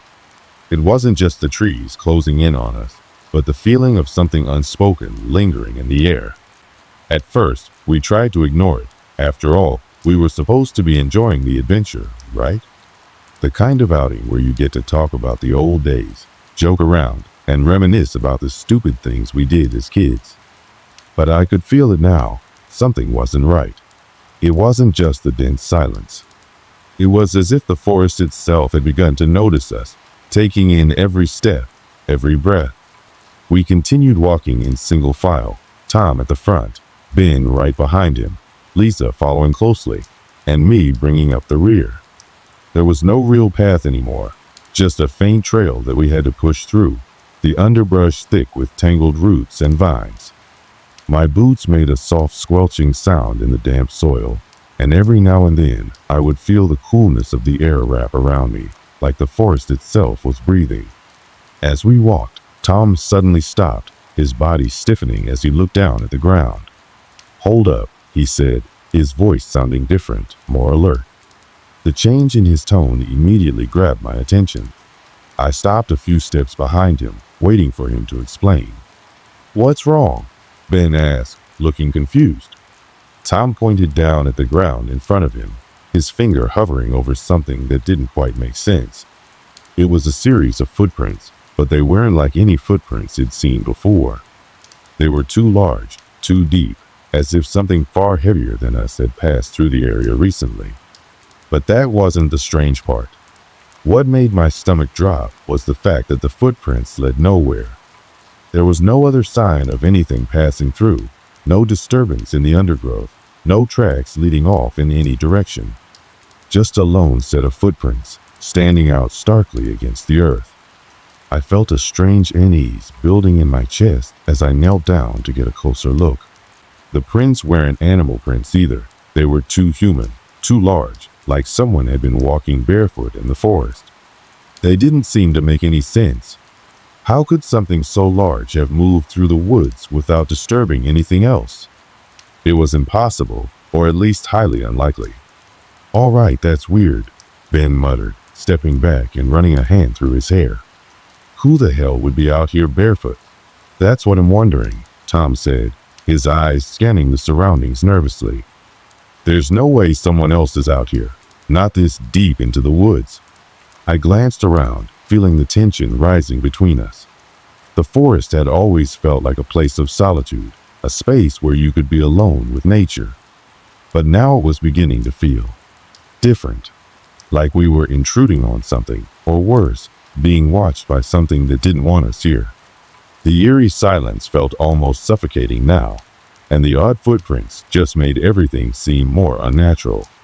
"Maybe it's just some prank," Lisa said, trying to lighten the mood.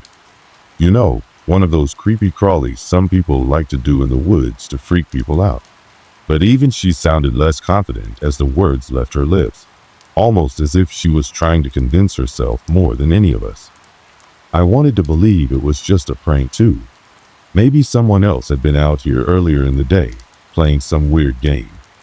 But that still didn't explain the absence of any other traces. There was no sign of a person walking through the brush, no break in the thick foliage. It just didn't add up. I stood up slowly, my hand brushing against the bark of a nearby tree, as I tried to shake the feeling of unease creeping up my spine. "Let's just keep moving," I said, my voice coming out quieter than it intended. Tom didn't say anything at first, his eyes still scanning the ground, but then he nodded and took a few more steps forward.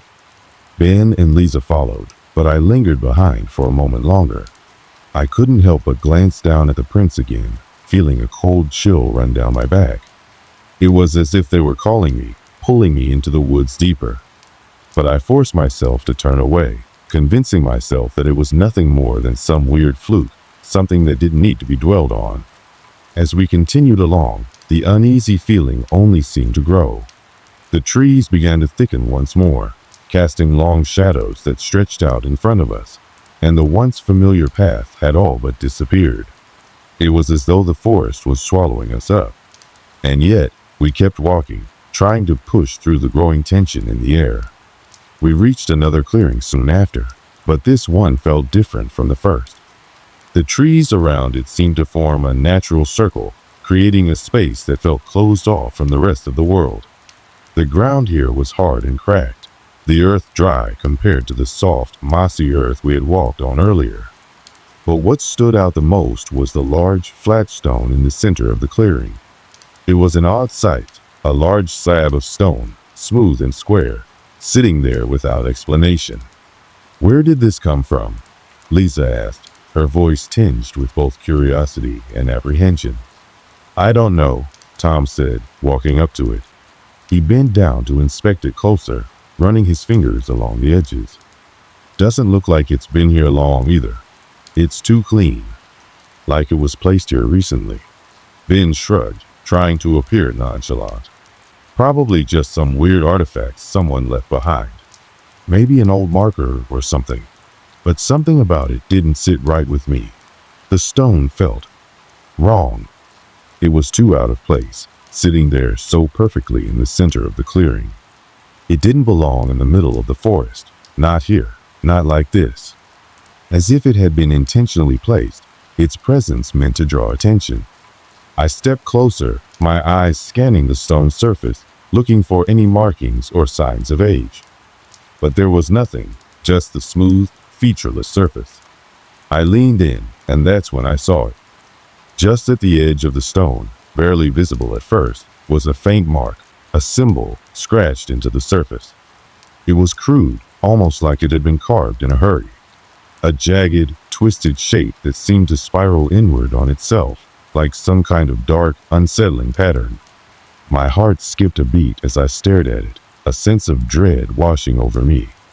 The symbol felt alive, in a way, like it was calling to me, urging me to understand it, but also warning me to turn back. I didn't say anything at first. Instead, I just stood there, frozen, as the others gathered around the stone. But I could feel the same tension in the air, the same unease that had been creeping up since we first set foot in the forest. The world seemed to hold its breath around us. "I don't like this," I said, my voice barely a whisper. "This doesn't feel right." Tom gave me a sideways glance, his expression hardening. "Come on, it's just a symbol. It's probably nothing." But deep down, I knew it wasn't nothing. It was something ancient, something that had been waiting. We all stood there for a moment longer, staring at the symbol, as the air grew colder and the silence stretched longer. And that's when we heard it, a low, guttural sound, like something heavy dragging across the forest floor. It was faint at first, but it grew louder, closer.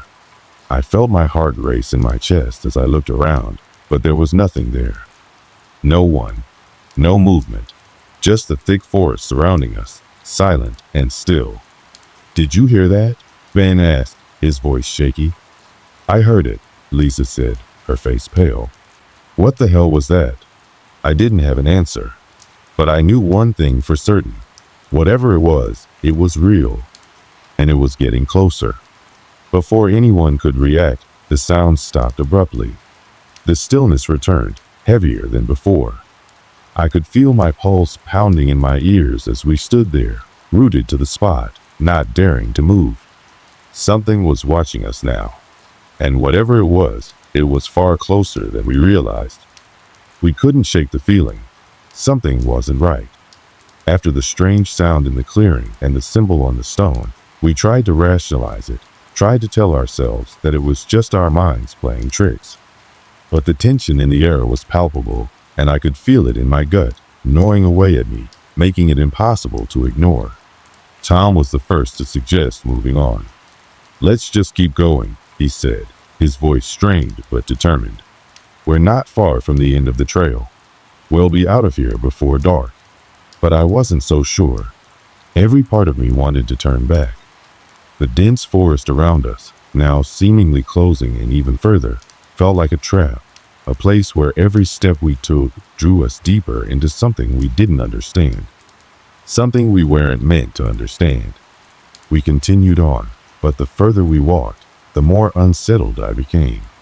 It was as if the forest itself was shifting, morphing into something darker.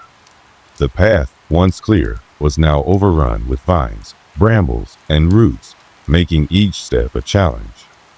The trees had begun to grow thicker, their branches intertwining high above our heads, blocking out much of the daylight. The air felt heavier, oppressive, as if we were moving through a fog that no one else could see. Lisa was the next to voice what we were all starting to feel. "I don't know about this, guys," she said, her voice wavering as she looked around. "This place is starting to feel wrong. Like something's watching us." Ben snorted dismissively, though I could tell his bravado was fading. "Come on, we've been out here plenty of times. It's just a forest." But there was no denying it anymore. The odd occurrences kept piling up. First, there had been the footprints. Then, the strange symbol on the stone. And now there was something else. We passed a patch of thick bushes, the kind of dense foliage you would normally avoid, but something about it seemed off. It wasn't the usual greenery you'd expect to find in a forest. It looked almost unnatural. The leaves were darker, their edges ragged and torn, and the stems twisted in odd shapes, like they had been bent into strange configurations. As we passed by, I thought I saw something moving within the bushes, a shadow maybe, but when I looked again, it was gone. "Did anyone else see that?" I asked, my voice tight with apprehension. "See what?" Ben asked, glancing back over his shoulder as if to reassure himself. "Something in those bushes," I said, my eyes scanning the area. It looked like it moved. Lisa's eyes widened in concern, but Tom dismissed it with a half-hearted chuckle. "It's probably just an animal. You've been out here too long, man. Let's keep moving." But I couldn't shake the feeling. The longer we stood there, the more it felt like the forest was pushing us forward, urging us deeper into its dark heart. We pushed on, each of us trying to ignore the growing unease. But the strange occurrences didn't stop. The wind picked up, though the trees above us barely moved. The air felt thick, almost stifling. The further we went, the more I could feel the temperature drop, as if the sun had never been there to begin with. My breath was visible in front of me, the chill biting through my jacket as I shivered involuntarily. Then, it happened. We were walking along a narrow part of the trail when I heard it, a faint scraping noise, followed by a low thud, like something large had just hit the ground. It wasn't the wind. It wasn't the trees. It came from deeper in the forest, from behind us. My heart raced in my chest as I spun around, my eyes scanning the woods. "Did you hear that?" I asked urgently, my voice shaking. Tom stopped in his tracks, his head snapping to look behind us. "It's just the forest settling," he said, though I could hear the uncertainty creeping into his voice now. "Nothing to worry about." But I could see the tension in his shoulders, the way his eyes darted nervously over the trees. We all stood there for a moment, straining our ears for any more sounds. But all I could hear was the distant rustling of leaves, the wind whispering through the trees, as if the forest itself was holding its breath. Then, another sound, this one much closer. A sharp, metallic scraping, followed by the unmistakable sound of something heavy being dragged across the ground. My blood ran cold. This time, I couldn't ignore it. "That wasn't the forest," I said, my voice barely a whisper. "There's something out there." All right, we're getting off the trail," Tom said quickly, his tone tight with nervous energy. "We'll head towards the clearing up ahead. Just stay close." We turned to go, but as we started moving, I felt it, the distinct sensation of being followed. I turned back once more, half expecting to see something lurking behind us, but there was nothing. Only the dense woods, stretching endlessly in all directions.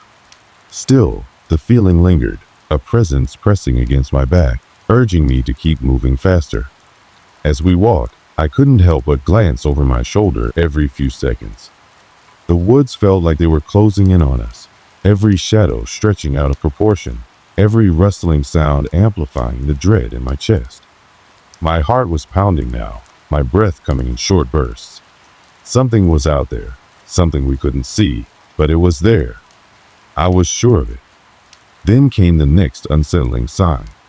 We reached a small creek that ran through the forest, its water trickling over rocks and roots, forming a quiet, peaceful sound. But as we crossed, I noticed something strange in the water, something moving beneath the surface. At first, I thought it was just the current, but the shape seemed too deliberate, too structured. I bent down to get a closer look, squinting through the murky water. There, submerged just beneath the surface, was a piece of what looked like cloth, tangled in the rocks. I reached out to pull it free, but as my fingers touched it, I froze. It wasn't cloth. It was skin, human skin, pale, withered, and mottled, as though it had been submerged for far too long. I recoiled instinctively, stumbling backward, my heart racing in my chest. The others were already looking at me, their faces pale with the same realization they'd just come to. "What the hell is that?"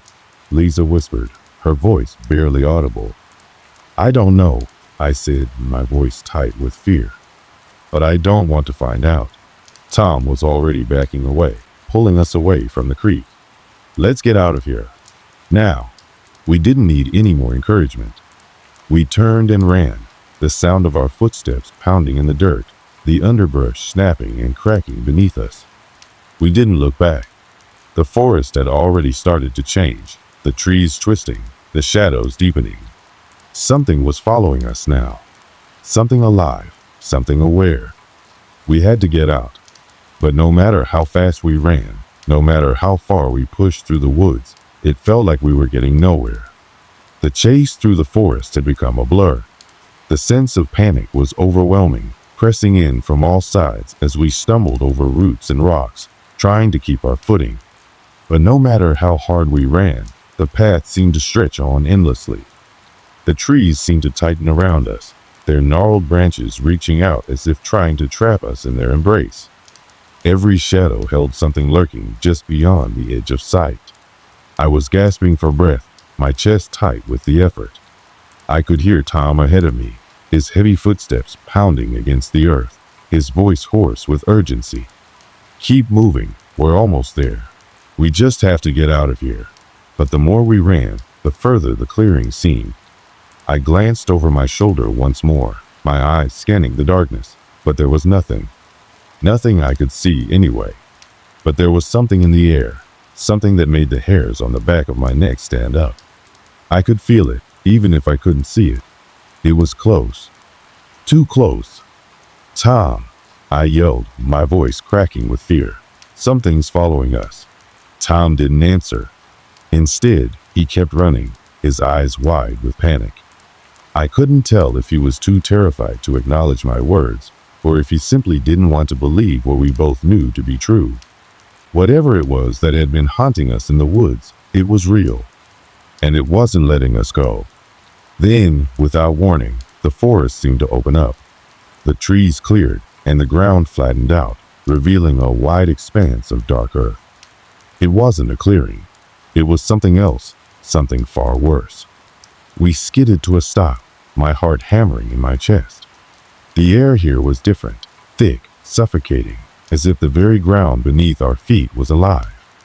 I could see it now, in the dim light of the dying sun, a massive circle formed by ancient trees, their trunks twisted and gnarled as though they had been bent by some unseen force. The ground in the center of the circle was black, almost as if it had been scorched by fire. And there, in the center, was something even more horrifying. A figure! At first, I thought it was a person. But as I looked closer, I realized it was something else entirely. Its skin was pale and mottled, stretched tight over a skeletal frame. Its limbs were long and spindly, moving in jerky, unnatural motions. It was hunched over, its face hidden in the shadow of its hood. But even from where we stood, I could feel its eyes on us, dark, cold, and unblinking. Lisa let out a scream, the sound high and shrill, echoing through the trees. It wasn't just her scream, though. It was the way the forest seemed to respond, how the trees creaked and groaned, how the air seemed to twist and ripple with energy.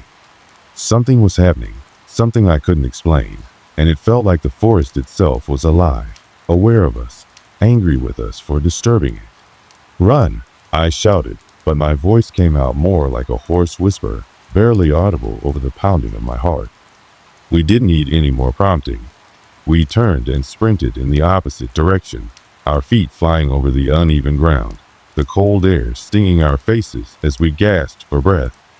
But no matter how fast we ran, the figure was always just behind us, its presence a constant weight on our shoulders. It wasn't following us in the traditional sense. It was there, in the periphery of our vision, always just on the edge of the darkness, as though it was moving faster than we could possibly comprehend. I could hear its footsteps now, the soft shuffle of its feet on the forest floor, like dry leaves being crushed underfoot. It was getting closer. And then, just as I thought I couldn't run any longer, there was a sound, a crash, a thundering roar that shook the ground beneath our feet. It was followed by a wave of heat that hit us like a slap to the face, scorching my skin, and I stumbled, barely catching myself before I fell. I glanced over my shoulder, my heart in my throat. The figure was gone, but something else had taken its place. A storm! It wasn't a storm in the traditional sense. The sky above us had darkened, the trees around us bending and groaning as if they were being torn from the ground. The wind howled through the branches, rattling the leaves, and the air was thick with the scent of burning wood. But it wasn't a normal storm. The sky was alive, swirling with black clouds and crackling with unnatural energy. There was no thunder, no lightning, just an overwhelming sense of power that made the hair on my arms stand up straight. And then the earth began to tremble. At first, it was just a low vibration, a hum beneath our feet. But it grew louder, stronger, until the ground itself seemed to be shaking with the force of some great, unseen power. The trees around us creaked and moaned, their branches swaying unnaturally, as if they were trying to break free from their roots. And in the center of it all, the blackened earth was beginning to crack, long fissures forming in the ground, as though the forest itself was being torn apart. I could feel it, the pull of something ancient, something far more powerful than anything we could comprehend. It was as if the forest was alive, not just in the physical sense, but in the spiritual sense as well. It was a place of darkness, of forgotten things, of spirits that had been trapped here for centuries. And as the earth continued to tremble, I realized that it wasn't just the forest that was angry. It was us. The figure in the center of the circle wasn't just some creature, it was a guardian, a keeper of the forest's dark secret. And we had trespassed. We had entered a place that we were never meant to enter. A place that had been forgotten by time, hidden away from the world, a place that had been left to rot in isolation. We weren't just running from a figure anymore. We were running from the very heart of the forest itself. Go! Get to the edge, Tom shouted, his voice raw with panic. We can't stay here. But I couldn't move. My legs felt like they were made of stone, my body paralyzed by the overwhelming presence of the forest. It was as if it had reached out and gripped me in its grasp, holding me in place, keeping me from escaping. I looked at Lisa, Ben, and Tom, but their faces were just as pale as mine. They were frozen too, their eyes wide with terror, unable to comprehend what was happening. And then, just when I thought we couldn't take any more, a voice echoed through the trees. It was low, guttural, like the rumble of thunder, but it wasn't the wind. It wasn't the storm. It was something else, something ancient. Leave! It was a command, a warning, and it sent a wave of cold fear through me. Leave or never leave.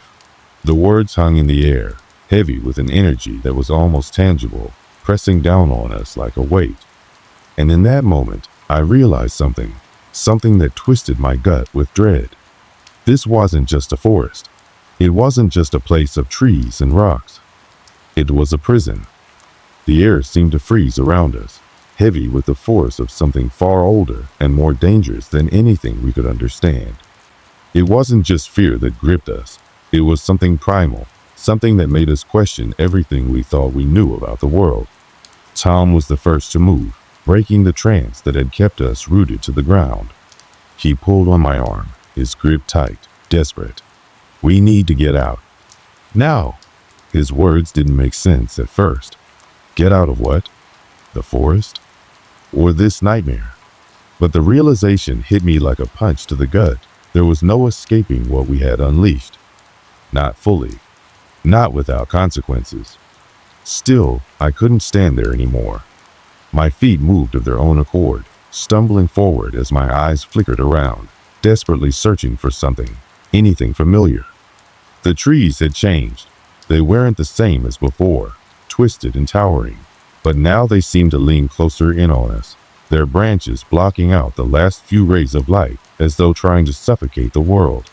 Keep running. Ben's voice cut through the growing panic. His face was pale, his eyes wide with fear, but he was moving, pulling Lisa along with him. We need to get out of here before it's too late. We didn't speak much as we ran, the pounding of our feet against the forest floor filling the silence. The words seemed meaningless now. There was no logical explanation. There were no questions left to ask. All that mattered was escaping, even though we knew deep down that we hadn't truly escaped anything yet. As we pushed forward, I could feel the forest closing in around us again. The trees weren't just moving, they were alive. Their branches groaned, creaked, like they were whispering something I couldn't hear.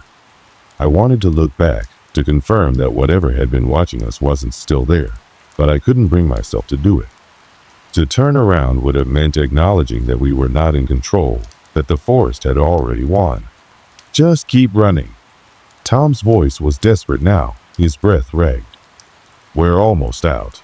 But as the trees began to thin, as the ground started to feel less uneven beneath our feet, I saw something in the distance, a glow, faint but unmistakable. At first, I thought it was my mind playing tricks on me, but it grew stronger, brighter. It wasn't just light, it was warmth, like a fire, like salvation. I quickened my pace, pushing through the last stretch of undergrowth, and suddenly we were out of the trees, stumbling onto a dirt path. The air felt different now, lighter.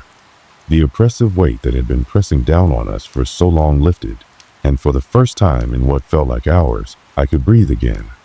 We stopped, gasping for air, our hearts pounding in our chests. The path stretched out in front of us, leading toward a small clearing at the edge of the forest. And there, just ahead of us, was a small cabin. Its lights were on, and smoke rose from the chimney, a welcoming sign of life. I almost didn't believe it. We'd been running for so long, through the night, through a nightmare, and now here was a sign of safety. A sign of normalcy. I moved toward the cabin instinctively, feeling a sense of relief I hadn't known I was capable of. But as we neared, I felt a sudden chill sweep over me again. It was the same feeling I had gotten back in the woods, the sense that something wasn't quite right. Do you feel that? Lisa asked, her voice trembling. I turned to her, my eyes narrowing. The others seemed to notice it too. It wasn't fear anymore. It was a deeper, more unsettling feeling. It was like the air itself was holding its breath. We reached the cabin's porch, and Tom knocked on the door. It swung open almost immediately, revealing a woman standing there, her face pale and gaunt. Her eyes were wide, but not with fear. It was something else. Something distant, as if she were already resigned to some unseen fate. You shouldn't have come, she said softly, her voice barely a whisper. I blinked, unsure if I had heard her correctly. What do you mean? The woman didn't answer right away. Instead, she stepped aside, gesturing for us to enter. There's no use in running anymore. You're already too late. We hesitated, unsure whether to trust her, but something about her words, something about the way she looked at us, pulled us inside. We crossed the threshold of the cabin, and the door slammed shut behind us with a deafening thud. Inside, it was dimly lit, with a faint smell of herbs and decay hanging in the air. The walls were lined with old bookshelves, filled with strange artifacts and trinkets, things that didn't belong in any ordinary home. But as I looked closer, I realized they weren't just random objects. They were relics. Old, ancient things that shouldn't have existed, things that looked as though they had been pulled straight from the pages of forgotten history. The woman motioned for us to sit, and we did, too afraid to argue. But she didn't sit with us. Instead, she paced back and forth, as if wrestling with some inner turmoil. "You've disturbed something," she said finally, her voice heavy with a quiet sorrow. "The forest. It's not just a forest. It's a prison. A place where things are kept, where things are locked away." I felt a knot tighten in my stomach as I listened. "What do you mean? What was that thing we saw?" The woman paused and then slowly turned to face us. Her expression was grim. "The guardian," she whispered. "It's the keeper of the forest. And you freed it. The curse will follow you now, wherever you go." I could feel the air grow even colder, and the realization began to settle over me like a heavy fog. We hadn't escaped. Not really. We had been part of something far bigger, far older than anything we could have imagined. "But why?" Tom asked, his voice shaking with disbelief. "Why did it come after us?" "We didn't ask for this." The woman closed her eyes, as though reliving something painful. "It wasn't supposed to come after you. Not unless the forest was disturbed. But that thing you found in the clearing, the power of it, it's been there for centuries, waiting. And now it's free." The weight of her words hung in the air, thick and suffocating. We had been warned. And yet, I couldn't help but wonder if it would ever end. Would we ever be free of the curse? Or had we unknowingly become part of the very thing that haunted that dark forest? The woman seemed to read my thoughts, her eyes filled with pity. "It's not over," she said quietly. "It's never over." And in that moment, I realized that no matter where we went, the forest would always be with us, following us, watching us. It had already marked us. We had set it free, and there was no escaping it now. We left the cabin that night, the woman's words lingering in our minds, and we returned to our lives. But something had changed. I've often asked myself why we ever went back to that forest, why we didn't leave it behind, once and for all. It's strange, because deep down, I know we should have never stepped foot in it again. But the truth is, once you've encountered something like that, something ancient and powerful, it doesn't let you go. Not truly. It's like a shadow, always trailing you, even in the light. Weeks passed after that night in the cabin, and life slowly resumed its normal pace. We tried to move on, pretending nothing had changed, hoping that we could erase the terror we'd felt. But something inside me knew better. It had never left. The weight of it sat on my chest like a constant pressure, a reminder that whatever we had unleashed in that forest would never truly be gone. I started noticing little things, small changes in my daily routine. I'd hear a rustling in the trees outside my window late at night, or catch a flicker of movement in my peripheral vision when I was alone. It was nothing overt, nothing that would scream danger. But it was enough. Enough to make me jump at every shadow, enough to make my heart race whenever I was in the woods again. Tom and I spoke on the phone often, but even our conversations felt different. Like there was a weight in his voice, a tremor he couldn't hide. We talked about the forest, about the woman in the cabin, about the guardian we had supposedly freed, but the words always felt hollow. What good was talking about it when we knew, deep down, that it had changed us? That we couldn't undo what had been done? One night, about a month after everything happened, I was walking home from the store. It was late, and the streets were empty. The kind of quiet that makes you feel like you're the last person left in the world. I didn't think much of it at first, just a cold night, a chill in the air. But then, I felt it. The weight. It was subtle at first, just a pressure against my chest, like the feeling when you know someone is standing too close behind you. But there was no one there. I glanced around, my heart beginning to race. The streetlights flickered, casting strange shadows on the sidewalk. The wind had picked up, rustling the leaves in the trees along the side of the road, but the sound felt wrong. It didn't sound like the wind at all. It was almost like something was trying to speak, something just beyond my reach. I quickened my pace, and as I did, the feeling intensified. The air grew colder, biting at my skin, and the sound of footsteps echoed behind me. It wasn't anyone walking, though. I was sure of it. It was Something else. I spun around, heart hammering in my chest. There was no one there. But the footsteps kept coming, growing louder, closer. I began to run, but no matter how fast I moved, the footsteps followed. And then I heard a voice, faint but unmistakable, calling my name. You can't outrun it. I stopped dead in my tracks, my blood freezing. It was the same voice from the forest. The same voice that had haunted me in those final moments, the one that had whispered through the trees. It was impossible, I knew that. But there was no denying what I had heard. It was there. It was real. My breath came in shallow gasps, and I stumbled backward, colliding with a lamppost. I looked around frantically, trying to make sense of what was happening. The street was empty, just like before, but the feeling of being watched, being followed, was suffocating. I could almost feel the trees closing in around me, feel the weight of the forest pressing in from all sides. I turned and ran the rest of the way home, not looking back.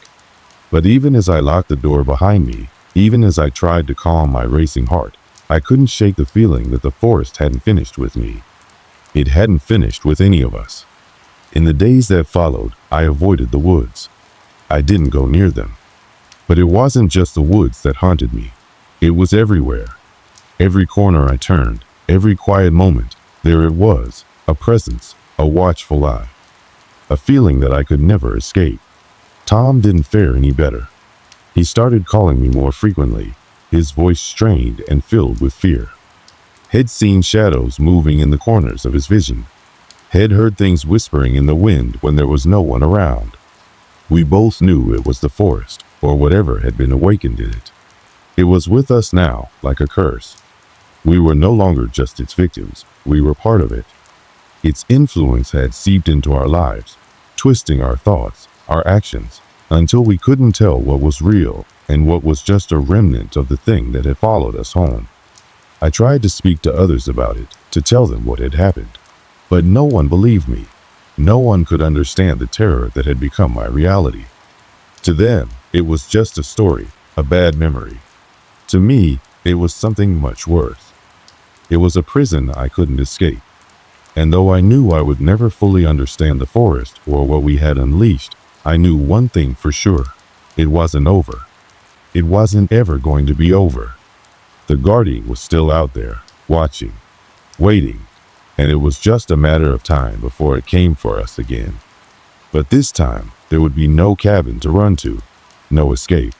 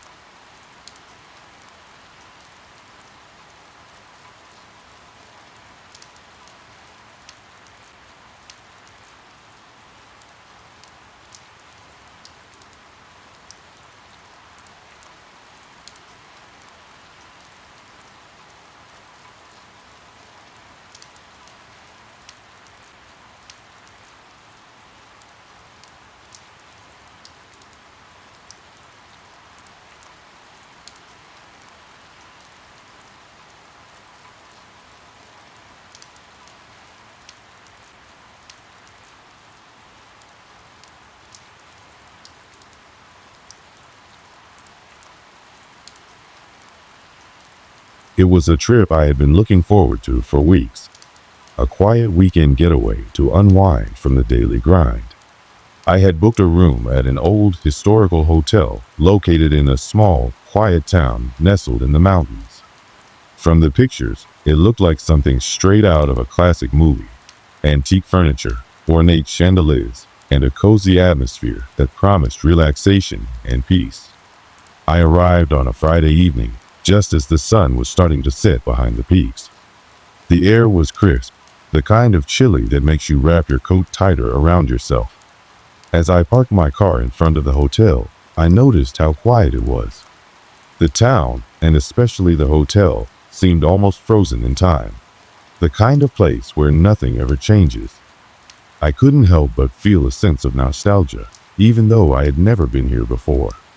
Walking through the doors, the first thing I noticed was the distinct smell of old wood and polished floors.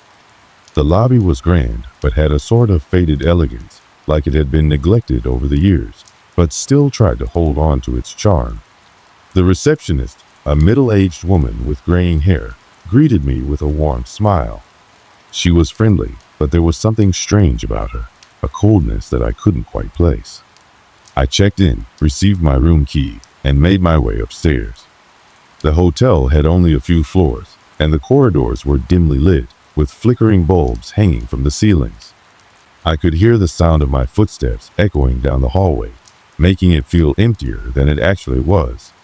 My room was at the end of the hall, a corner suite. As I stepped inside, I was impressed with the spaciousness. The bed had a heavy, dark wood frame, and the window looked out over the town below. The room had all the charm of an old hotel, complete with a vintage wardrobe, a full-length mirror, and a fireplace. After settling in, I unpacked my things and went to grab dinner at the small restaurant on the first floor. The food was decent, but the ambience of the place felt oddly stiff, like the staff and patrons were all going through the motions. Even the lighting was dull, casting long shadows across the room. It was hard to put a finger on, but there was something about the hotel that seemed off. It wasn't the kind of place where you felt like you were welcomed with open arms. That night, after dinner, I decided to take a walk around the hotel to familiarize myself with the layout. The hallways were eerily quiet, and the air felt dense, as though the building was holding its breath. As I wandered, I couldn't help but notice that the hotel seemed to have an unnatural stillness. The occasional creak of the old wooden floors was the only sound, and it felt like the walls themselves were watching me. I was about to head back to my room when I stumbled upon an old wooden door at the end of a hallway. It wasn't marked, and there were no signs indicating where it led. Curiosity got the better of me, so I pushed it open. It led to a small stairwell that descended further into the hotel's depths. The stairs were steep, and the air grew colder as I made my way down. The stairwell opened into a dark, narrow hallway, its walls covered with peeling wallpaper and dimly lit by a few weak bulbs. At that point, I felt an odd shiver run down my spine. The sense of unease grew stronger the further I walked down the hallway. I didn't know why I was still going. Something told me to turn back. But before I could do so, I heard a faint sound from the distance, something soft but distinct. It sounded like a door creaking open and then quickly closing again. I froze. The sound was followed by the faintest whisper, like someone was speaking just beyond the edge of my hearing. I couldn't make out the words, but there was no mistaking the fact that someone was down there with me. My heart started to race, and the back of my neck prickled. Every instinct in my body was telling me to get out, but my curiosity overpowered my fear. Slowly, I stepped forward, drawn to the source of the sound. But as I moved closer, the air grew thick, heavy with an unnatural presence. The door at the far end of the hallway stood ajar, and I could see nothing but darkness beyond it. That's when the hairs on my neck stood on end, and a deep, unsettling feeling settled in my chest. I didn't want to go any further. I quickly turned around and hurried back up the stairs, the sense of being watched lingering in the air behind me. By the time I reached my room, my hands were trembling. I closed the door, locked it, and leaned against it, trying to calm my racing heart. I couldn't shake the feeling that something was terribly wrong with this place. Something had been watching me from the shadows. The next morning, I woke to the soft light of dawn creeping through the curtains, casting long shadows across the floor. For a moment, everything felt normal again, like the unsettling experience from the night before had been nothing more than a figment of my imagination. I shook off the lingering sense of discomfort, reminding myself that it was just an old hotel with creaky floors and strange sounds. There was no need to dwell on it. I got dressed and went down to the hotel's dining room for breakfast. The place was nearly empty, except for one elderly couple sitting in the far corner.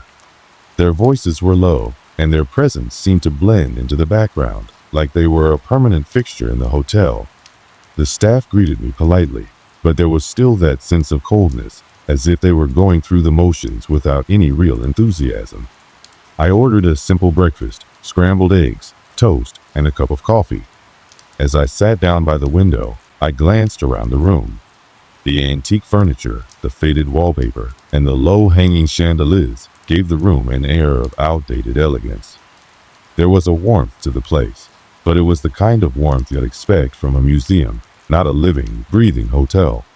As I dug into my meal, I began to feel like the events from the night before were slowly fading away, swallowed by the normalcy of the morning. But then something caught my eye. Across the room, near the door, there was a large, full-length mirror. I hadn't noticed it before, but as I looked up from my plate, I saw a faint reflection of myself in it. At first, it didn't seem strange, but then something flickered in the mirror, a shadow that didn't match my movements. I froze, my fork halfway to my mouth. The shadow wasn't mine. It wasn't cast by anything I could see in the room. It was like something, or someone, was standing just out of sight, positioned just behind me.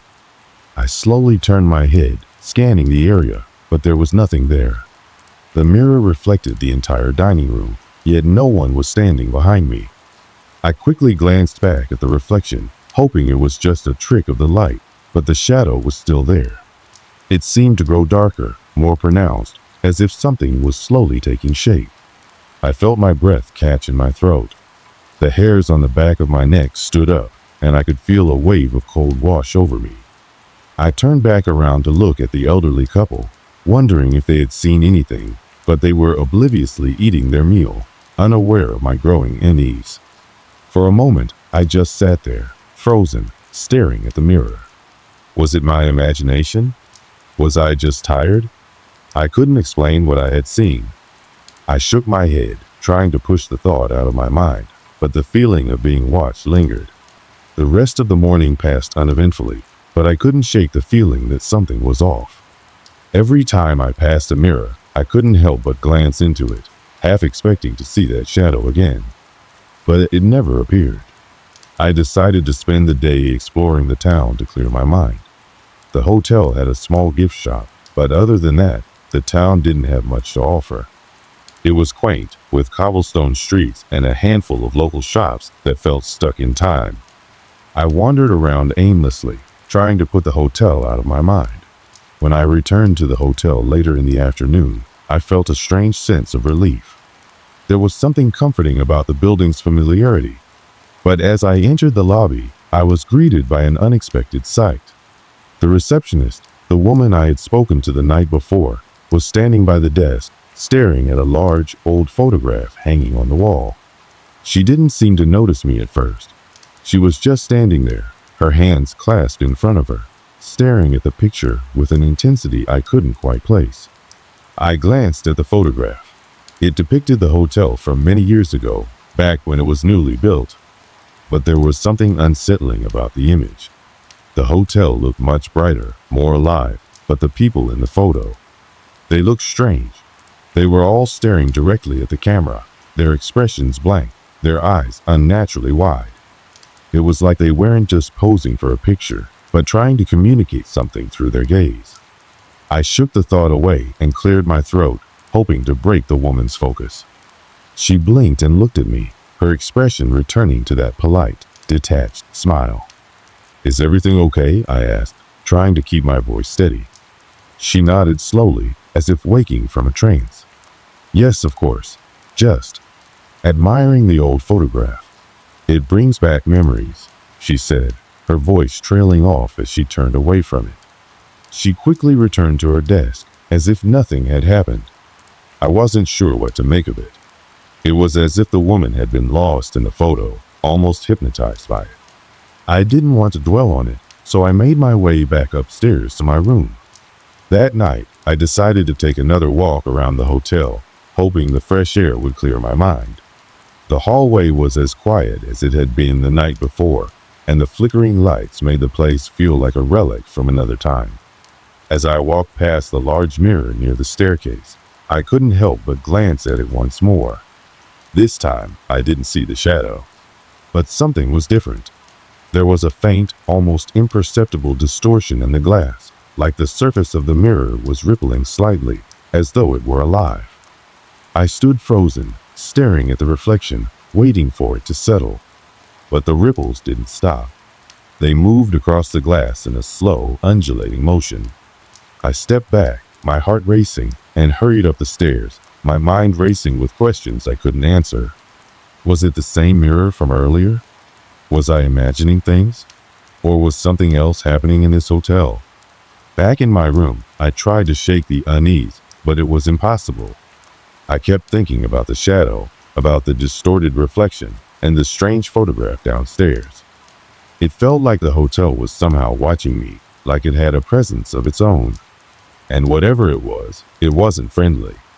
I decided to lock the door and try to get some sleep, but as I lay in bed, the feeling of being watched only grew stronger. I kept my eyes closed, hoping the darkness would hide whatever I feared was lurking just beyond the edge of my vision. Over the next few days, the unease it felt in the hotel only grew stronger. I tried to convince myself that it was just the strange layout of the building, or the old furniture, or maybe even the weather that made the atmosphere feel so oppressive. But the events continued, small things at first, subtle enough that I could almost explain them away. Almost. It was the third evening when I first noticed the sound.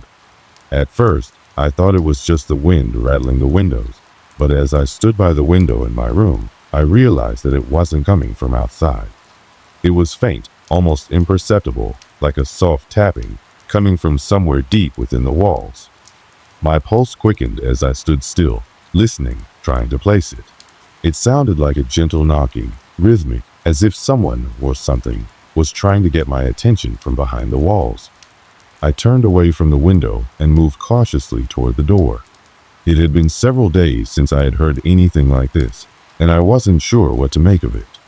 The hotel had so many old corridors and rooms. Perhaps the sound was just the building settling. But it felt different this time, too deliberate, too purposeful. The sound stopped as soon as I reached the door, and I stood there for a moment, frozen in place. I didn't want to open the door, but curiosity gnawed at me. What if there was something in the hallway, something out of place? What if it was something I needed to see? I shook my head, trying to rid myself of the irrational thoughts, but they kept creeping back. Finally, I took a deep breath, unlocked the door, and stepped into the hallway. It was eerily quiet. The faint yellow light from the nearby sconces cast long shadows against the walls. The air felt heavier, thicker, like something was weighing it down. As I walked toward the stairwell, I couldn't shake the feeling that I was being watched, that something was silently observing me from the corners of the hallway. The soft tapping started again, and this time it was louder, more insistent. It seemed to be coming from the room across the hall, the one that had been empty when I arrived. My heart raced as I moved closer. I reached out to knock on the door, but before I could, the sound stopped abruptly. For a moment, I just stood there, hand frozen in the air, waiting for something to happen. But there was nothing. No movement, no sound, just silence. I hesitated, my hand still resting on the doorknob, but I couldn't bring myself to open the door. I had a sudden, overwhelming urge to get away from the hallway, to return to the safety of my room. So I did, quickly turning and retreating down the hallway to the elevator. The elevator creaked as it descended, its groaning sound filling the otherwise silent lobby.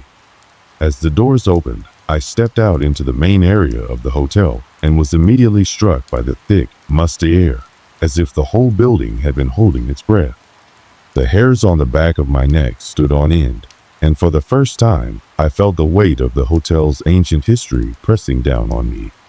I sat in one of the armchairs near the lobby fireplace, trying to calm my nerves. But the unease I had felt all week hadn't gone away. It was growing stronger, more insistent, like a constant pressure in the air. I couldn't get rid of the feeling that something was about to happen, something I couldn't stop. The next morning, I decided to do some investigating. If something unusual was going on, I needed to understand it. It wasn't enough to just stay in my room, hoping it would all go away. So, I ventured into the hotel's basement. The basement had a distinct smell, damp, musty, and earthy. The walls were lined with old pipes and crates, and the floor was cold and uneven. It felt like a place that hadn't seen the light of day in decades. I wandered through the narrow, dimly lit passages, my footsteps echoing off the concrete walls. Every sound, every scrape, seemed amplified in the oppressive stillness. As I explored further, I began to notice strange markings on the walls, carved symbols, faded and worn with time. They looked old, almost ancient. I traced my fingers over one, feeling the rough edges of the grooves. They seemed deliberate, purposeful. But what did they mean? Were they connected to the history of the hotel, or was there something darker at play? I continued through the basement, my mind racing with possibilities.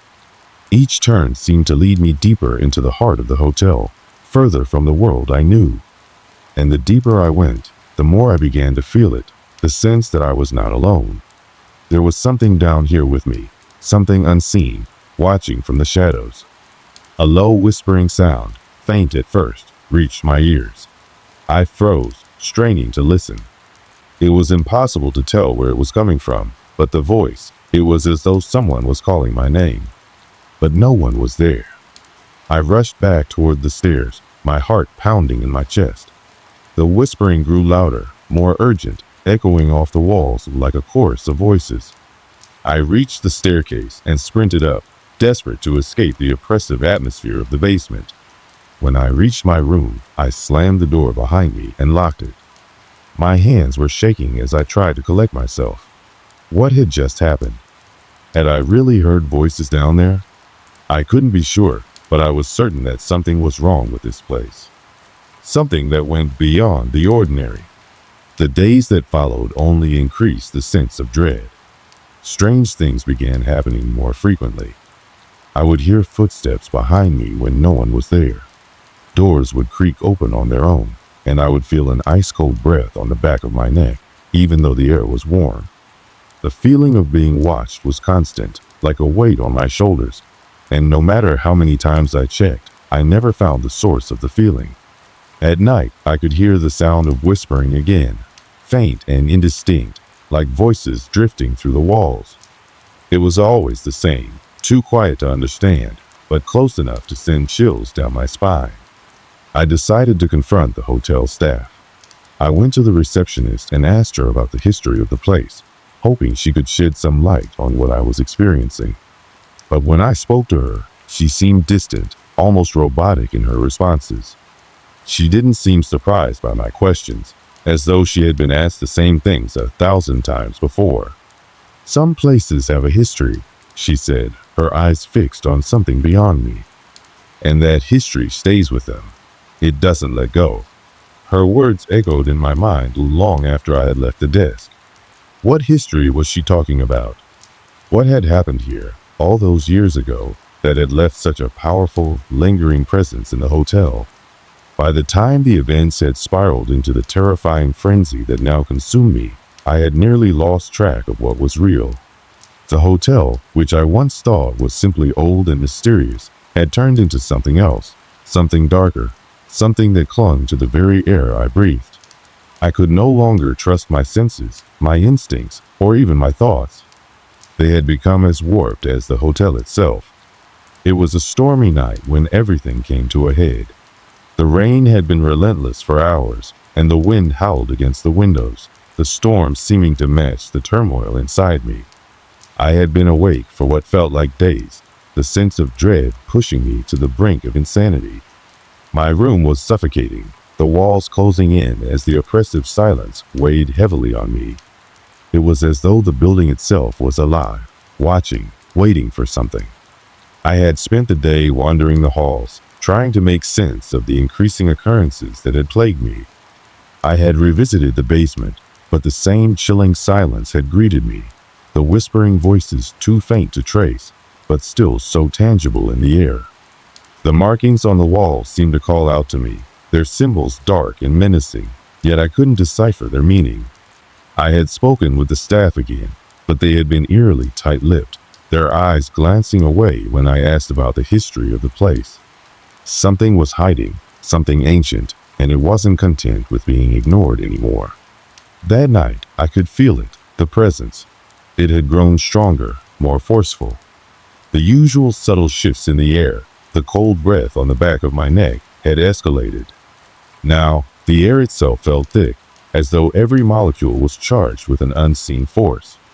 The whispering was louder, closer, like a mass of voices pressing in on me, urging me to listen, to understand. I couldn't take it anymore. I had to know what was happening. I had to confront whatever was in this place, whether it was real or just my mind unraveling. With trembling hands, I grabbed my flashlight and made my way toward the back of the hotel, the part of the building that seemed the most forgotten.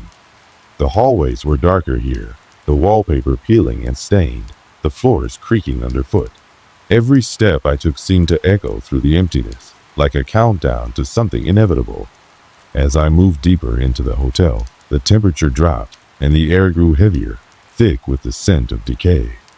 The hallway stretched on, and I had the unmistakable feeling that I was heading straight for something I had been avoiding, yet had been drawn toward all this time.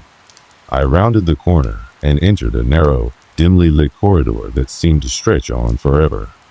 The walls were covered in faded portraits of people I didn't recognize, blank eyes staring at me, watching my every move.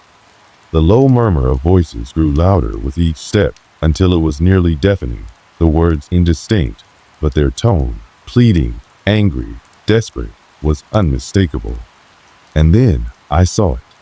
At the far end of the hall, the door to one of the old rooms was cracked open. Light, dim, flickering, shone from within. It wasn't a normal light, but something far more unnatural. The shadows danced on the walls, swirling and twisting like living things. My heart raced as I approached, my feet seemingly moving of their own accord. I reached the door and pushed it open, the heavy wood creaking in protest. What lay beyond was something that would haunt me for the rest of my life. The room was in chaos, furniture overturned, broken glass scattered across the floor. But it was the center of the room that caught my attention. There, in the middle, was a circle of strange symbols, drawn in what looked like blood. The air around it shimmered, a distortion in the space itself, as though the room itself was trying to tear apart. I stepped forward, my breath shallow, my heart pounding in my chest. And then I saw it, the thing in the center of the circle. A figure, crouched low, shrouded in darkness. Its skin was pale, stretched tight over its bones, and its eyes glowed faintly, like two cold embers in the darkness. It wasn't human, not entirely. The shape of its body was wrong, its limbs too long, its movements jerky and unnatural. It seemed to be watching me, its gaze locking onto mine, and in that instant, I understood. This thing, the presence I had been feeling, the source of the terror that had gripped me, was not some ancient ghost. It was something else, something that had been waiting for me. I took a step back, my legs trembling beneath me, but I couldn't look away. The creature, it seemed to smile, a twisted grin that stretched unnaturally wide, its teeth sharp and jagged. The air around me thickened, and I felt a pressure on my chest, as though the room itself was closing in on me. Its voice, when it spoke, was a rasping whisper that tore through my mind. "You should not have come here," it hissed, the words seeping into my brain like poison. "Now you belong to me." Fear gripped me in that moment, cold and suffocating. My mind raced, but it was as though my body had forgotten how to move. I was paralyzed, caught in its gaze, unable to escape. I could hear the voices in the walls now, screaming, pleading, begging for release, for salvation. But there was no escape. Not for me, and not for them. And then, as though the room had been holding its breath, it all went silent. The creature's grin faded, replaced by something darker, something colder. It stood, its long limbs stretching unnaturally, its form becoming more defined, more solid. Its eyes glowed brighter now, like twin flames in the darkness. And then it spoke again, this time with a voice that wasn't a whisper, but a roar. "Leave this place, if you can." The ground beneath me trembled, as if the hotel itself was awakening, rising up to claim me. My body moved of its own accord, my legs carrying me backward, away from the circle, away from the creature, but I didn't know how much further I could go. I stumbled, my foot catching on a loose floorboard, and I fell to the ground. In that instant, I felt the air shift, the room pulsing with an energy I couldn't comprehend. The whispers returned, louder now, drowning out everything else. With every ounce of strength I had left, I pushed myself to my feet and ran. I didn't look back as I fled down the hall, through the lobby, out the door. The storm had stopped, but the terror, the raw fear, hadn't. I didn't know how far I ran. My legs burned, my breath ragged, but all I could think of was escape. The hallway behind me blurred, the door to the hotel now a distant memory as I stumbled into the rain-soaked street. The storm had ceased, but the chill in the air clung to my skin, seeping into my very bones. I stopped only when I reached the curb, gasping for air, my mind still reeling from what I had seen, the creature in the room, the symbols on the floor, the weight of the hotel itself pushing against me. The world around me felt oddly silent, as if it too was holding its breath, waiting for something. But I couldn't linger. I couldn't stay there any longer, not after everything that had happened. I looked up, the headlights of my car gleaming faintly in the distance, my beacon of escape. As I made my way toward it, I glanced back toward the hotel.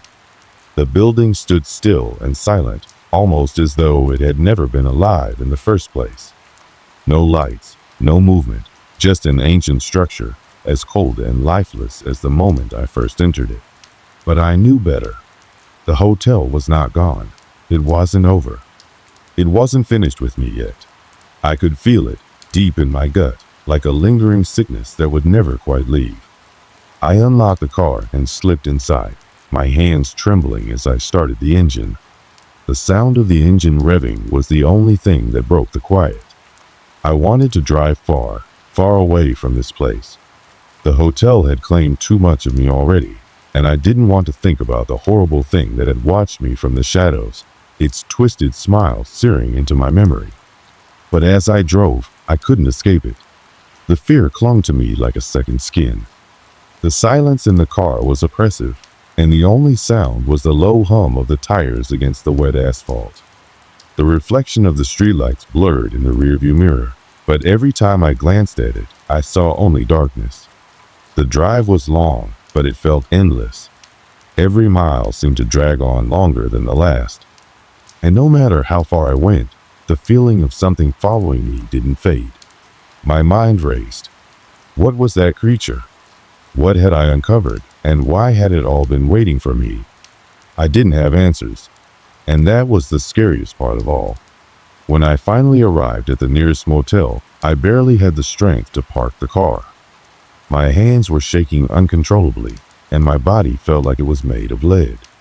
I stumbled into the motel office, barely able to form a coherent sentence as I paid for a room. The clerk looked at me with concern, but said nothing. She must have seen the look on my face, saw the terror in my eyes that no one could hide. I locked myself in the room, the only place I felt even remotely safe. But the feeling of dread never left.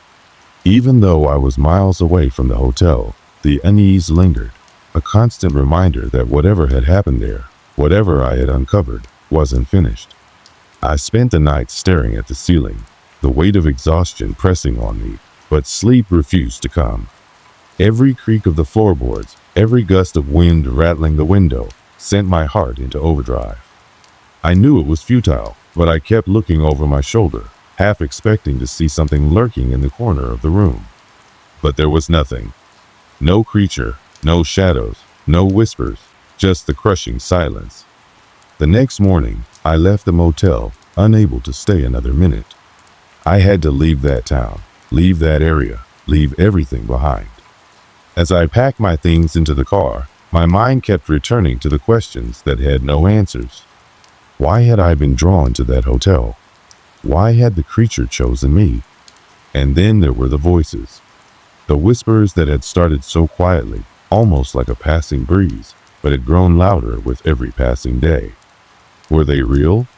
Or had I simply imagined them, the product of too much stress, too much fear? But deep down, I knew the truth. The hotel had been alive in a way that no one could explain. It had a history, a dark history, one that had been buried under layers of time, waiting for someone to uncover it. And now, that someone had been me. I had been marked, tied to the hotel in a way I couldn't escape. I had to leave town, to leave everything behind before it consumed me entirely. But as I drove away, a strange thought settled in the back of my mind. Was I really leaving? Or had I been followed? Was the creature watching from the shadows, waiting for the right moment to strike again? The questions gnawed at me, and with every passing mile, I realized that there might be no escaping it. The hotel, the thing that had been trapped within its walls, had already made its mark on me. Was I just the next chapter in a long, cursed story that no one would ever fully understand? Could I ever truly escape the terror of that place, or had it already become a part of me? I drove, and the further I went, the more I began to wonder if there was truly any way to escape what had already been set into motion. There were no answers, only a lingering, oppressive fear. You can't escape me. I reached the outskirts of the city, the familiar landscape beginning to shift as I neared the highway that would lead me out of town.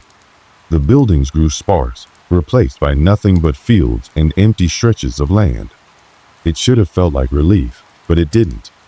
Every passing moment only reminded me that I wasn't free.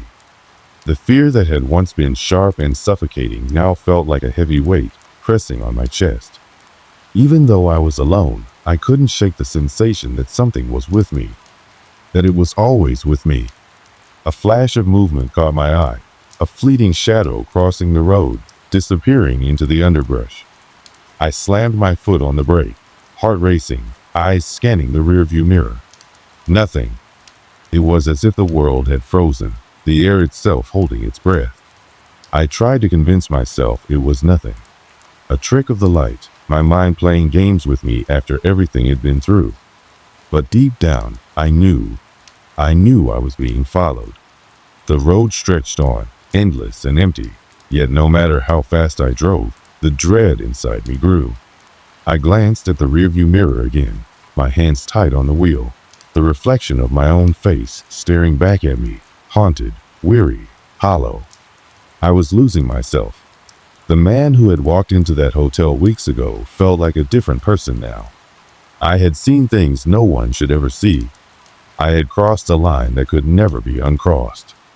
As I approached the next town, I couldn't help but wonder if it had been a mistake to leave. Had I really escaped, or had I just stepped into a new chapter of this same twisted story? The more I thought about it, the more I realized how fragile the boundary between this world and the next truly was. What if the hotel had never really let me go? What if it was never truly gone? I tried to push the thought away, but it lingered like a shadow in the corner of my mind. It was a feeling I couldn't shake. Something was waiting for me, something I could never outrun. I parked the car at a small diner, the warm glow from the windows offering a brief respite from the cold outside. I stepped out and walked inside, trying to make it feel like everything was normal. The sound of the bell above the door chimed as I entered, and the warmth from the room felt oddly comforting. The waitress gave me a polite smile, but there was something in her eyes, an unreadable flicker of recognition, perhaps. I couldn't say for sure, but I felt it. She led me to a booth, and as I sat down, my fingers brushed the edge of the menu. It felt too smooth, too cold. The moment I touched it, the hairs on the back of my neck stood up. That's when it hit me. It wasn't the hotel that had haunted me. It was the curse of the place itself, the darkness it carried within its walls. The moment I set foot inside, it had attached itself to me. It had followed me, dragging me into a nightmare I could never wake from. The waitress came back, setting a coffee in front of me, her face as blank as the moment I walked in. I reached for the cup, but my fingers trembled so violently that I spilled some of the contents onto the table. She didn't flinch. She didn't even blink. "You're still looking for answers, aren't you?" she asked, her voice low and uncomfortably calm. I froze, staring at her.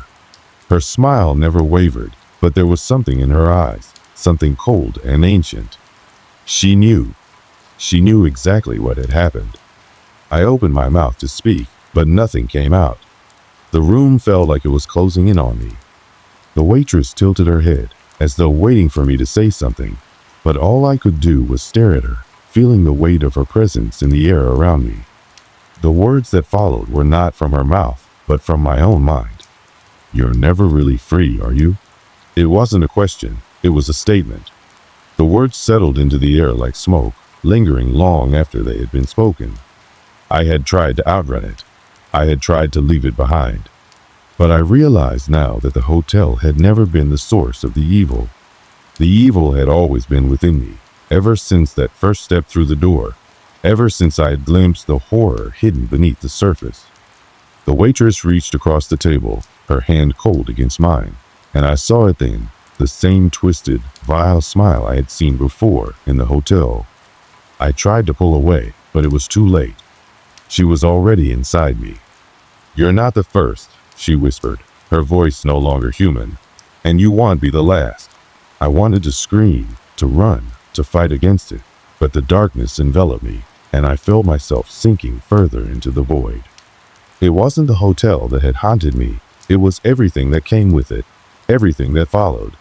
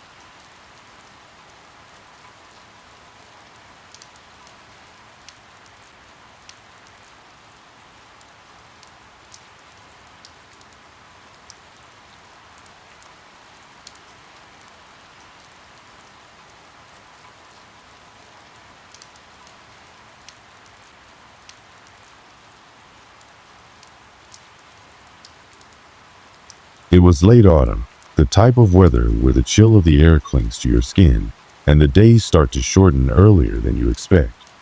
The hospital where I worked had been around for decades, an old building with peeling paint and squeaky floors that had long since seen better days. I had been working there for nearly 5 years, and in all that time, I had never thought much of the place. It was just a job, a way to pay the bills. I had no real attachment to the building itself. The staff were friendly, and the patients came and went. The days were long, but nothing out of the ordinary ever happened. The building was situated on the edge of town, and it wasn't the most modern facility. You could tell it was outdated just by walking through its halls. The walls were a dull beige, and the old tile floors creaked underfoot. The rooms were sterile and clinical, yet not unpleasant, and the fluorescent lights hummed endlessly, adding to the monotony of the place. But it was familiar, and for someone like me, familiarity is comforting. I had come to accept that the quiet hum of the hospital was just part of the background noise of my life. I was one of the night shift nurses, working alongside a small team of others. We were responsible for monitoring the patients, making sure they were comfortable, and dealing with any emergencies that arose during the night. I was used to the quiet shifts. Most of the patients were resting, the majority of them were asleep, and those who weren't either kept to themselves or were too weak to interact much. It was a peaceful place, or so I thought. I remember my first night there like it was yesterday. The hospital had recently hired a few new staff members, and we were in the midst of getting acquainted. There was Maria, a fellow nurse who had been working the night shift longer than I had. She was a no-nonsense type of person, but we hit it off immediately. Then there was Paul, a relatively new security guard, just a couple of years older than me, who seemed eager to fit in. Paul was a bit of a joker, always cracking light-hearted jokes to keep the mood from becoming too dreary during the quiet hours. And then there was Henry, the hospital's janitor. He was a quiet man in his mid-50s who had been working at the hospital for decades. Henry rarely spoke, but when he did, it was always something worth listening to. On the surface, everything seemed normal. It was just another night shift at the hospital, and like most nights, I found myself running through the same routine. The halls were eerily empty, and the only sounds were the occasional shuffle of shoes against the floor or the beeping of the monitors from the patient rooms. My shift started at 11 p.m., and as usual, I made my rounds. I checked on all the rooms, adjusted a few IVs, and took care of some basic tasks. The night dragged on as expected, and I found myself slowly slipping into autopilot. But then, something odd happened. As I walked down one of the hallways near the older section of the hospital, I noticed a door that was slightly ajar. The room was labeled storage, and it was tucked away in a corner of the hospital that wasn't frequented often. It wasn't unusual for the door to be opened from time to time, as the staff would often leave it that way to grab equipment. But this time, there was something different. The light in the room flickered, and I felt a sudden chill in the air that made the hairs on the back of my neck stand up. I took a step toward the door, half expecting to find one of the cleaning staff, or perhaps a misplaced item. But as I reached for the door handle, I noticed something that stopped me in my tracks. The air felt unnaturally cold. It was as though the temperature dropped by several degrees in an instant. I paused for a moment, my heart rate quickening. The feeling was unlike anything I had ever experienced before in the hospital. Something about that room felt off. I opened the door, and the flickering light inside illuminated what seemed to be a jumble of medical supplies and equipment. But as I scanned the room, something caught my eye, a shadowy figure standing at the back of the room. I blinked, unsure if my mind was playing tricks on me. The figure didn't move. It was just standing there. I quickly stepped back, slamming the door shut and leaning against the wall to steady myself. My heart was pounding in my chest, and my breath came out in shallow gasps. I convinced myself it was just my imagination running wild. After all, I was tired, and the hospital had a way of making you see things when you were running low on sleep. But even as I walked away, I couldn't shake the feeling that I wasn't alone in that hallway. Something was watching me. The rest of the night went by without incident, but that moment stuck with me. I didn't tell anyone about it at the time. After all, who would believe me? But as the days went on, that feeling of unease lingered in the back of my mind, like an itch I couldn't scratch. Soon, I started hearing more unsettling things from the other staff. Maria had mentioned hearing strange noises late at night, noises that couldn't be explained. Paul, the security guard, had told me about the old maintenance room on the upper floor, where he sometimes heard footsteps even when no one was supposed to be up there. And Henry? Well, he rarely spoke, but when he did, it was always in cryptic, vague terms that made you wonder if he knew more than he let on. Looking back, I wish I had paid more attention to those warnings. But I didn't. I brushed them off as overactive imaginations or the usual quirks of a tired mind. After all, the hospital had always been just a hospital to me, nothing more. But that was about to change. As I made my rounds again, that eerie feeling kept following me, whispering that something wasn't right. Something was waiting in the shadows, something I wasn't yet ready to face. I just didn't know how true that feeling was, or how terrifying it would soon become. The night after the door incident, I couldn't shake the odd feeling that had settled in my chest. I had tried to convince myself that I had imagined the figure in the storage room, or that it was some kind of trick of the light, but the unsettling sensation in the air remained. It was as if something had shifted within the walls of that hospital, and I was no longer sure if I was truly alone there. As I walked into the break room, I found Maria sitting at the table, sipping on a cup of coffee. She looked up at me as I entered, offering a brief smile before she took another sip. "Rough night?" she asked, her tone casual, though there was a hint of weariness in her eyes. I hesitated for a moment, unsure whether to mention what I'd experienced the night before. Maria was a rational person, and I didn't want to sound paranoid or like I was overreacting. But something told me I wasn't the only one who had noticed something off about the place. "I don't know," I finally said, sitting across from her. "I thought I saw something last night, in one of the storage rooms. I don't know. Maybe it was just my imagination." Maria raised an eyebrow, setting her coffee cup down. "What do you mean?" "What did you see?" I leaned in closer, lowering my voice. "I saw a figure standing in the back of the room. It was like a shadow, but when I opened the door, it didn't move. It just stood there." I shut the door and got out of there fast. Maria stared at me for a moment, her expression unreadable. She didn't immediately laugh or dismiss me as being tired or paranoid, which gave me a sense of relief. Instead, she sighed and leaned back in her chair. "You're not the only one who's been feeling weird lately," she said. "I've heard strange things, noises, footsteps when there's no one around. And last week, I was in the alone with a patient, and I swear I heard someone whispering my name. But when I turned around, there was no one there." I blinked, trying to process what she had just told me. "Seriously? You've been hearing things too?" Maria nodded, her eyes darkened with something I couldn't quite place. "Yeah, I don't know what it is, but it's like the hospital's changed.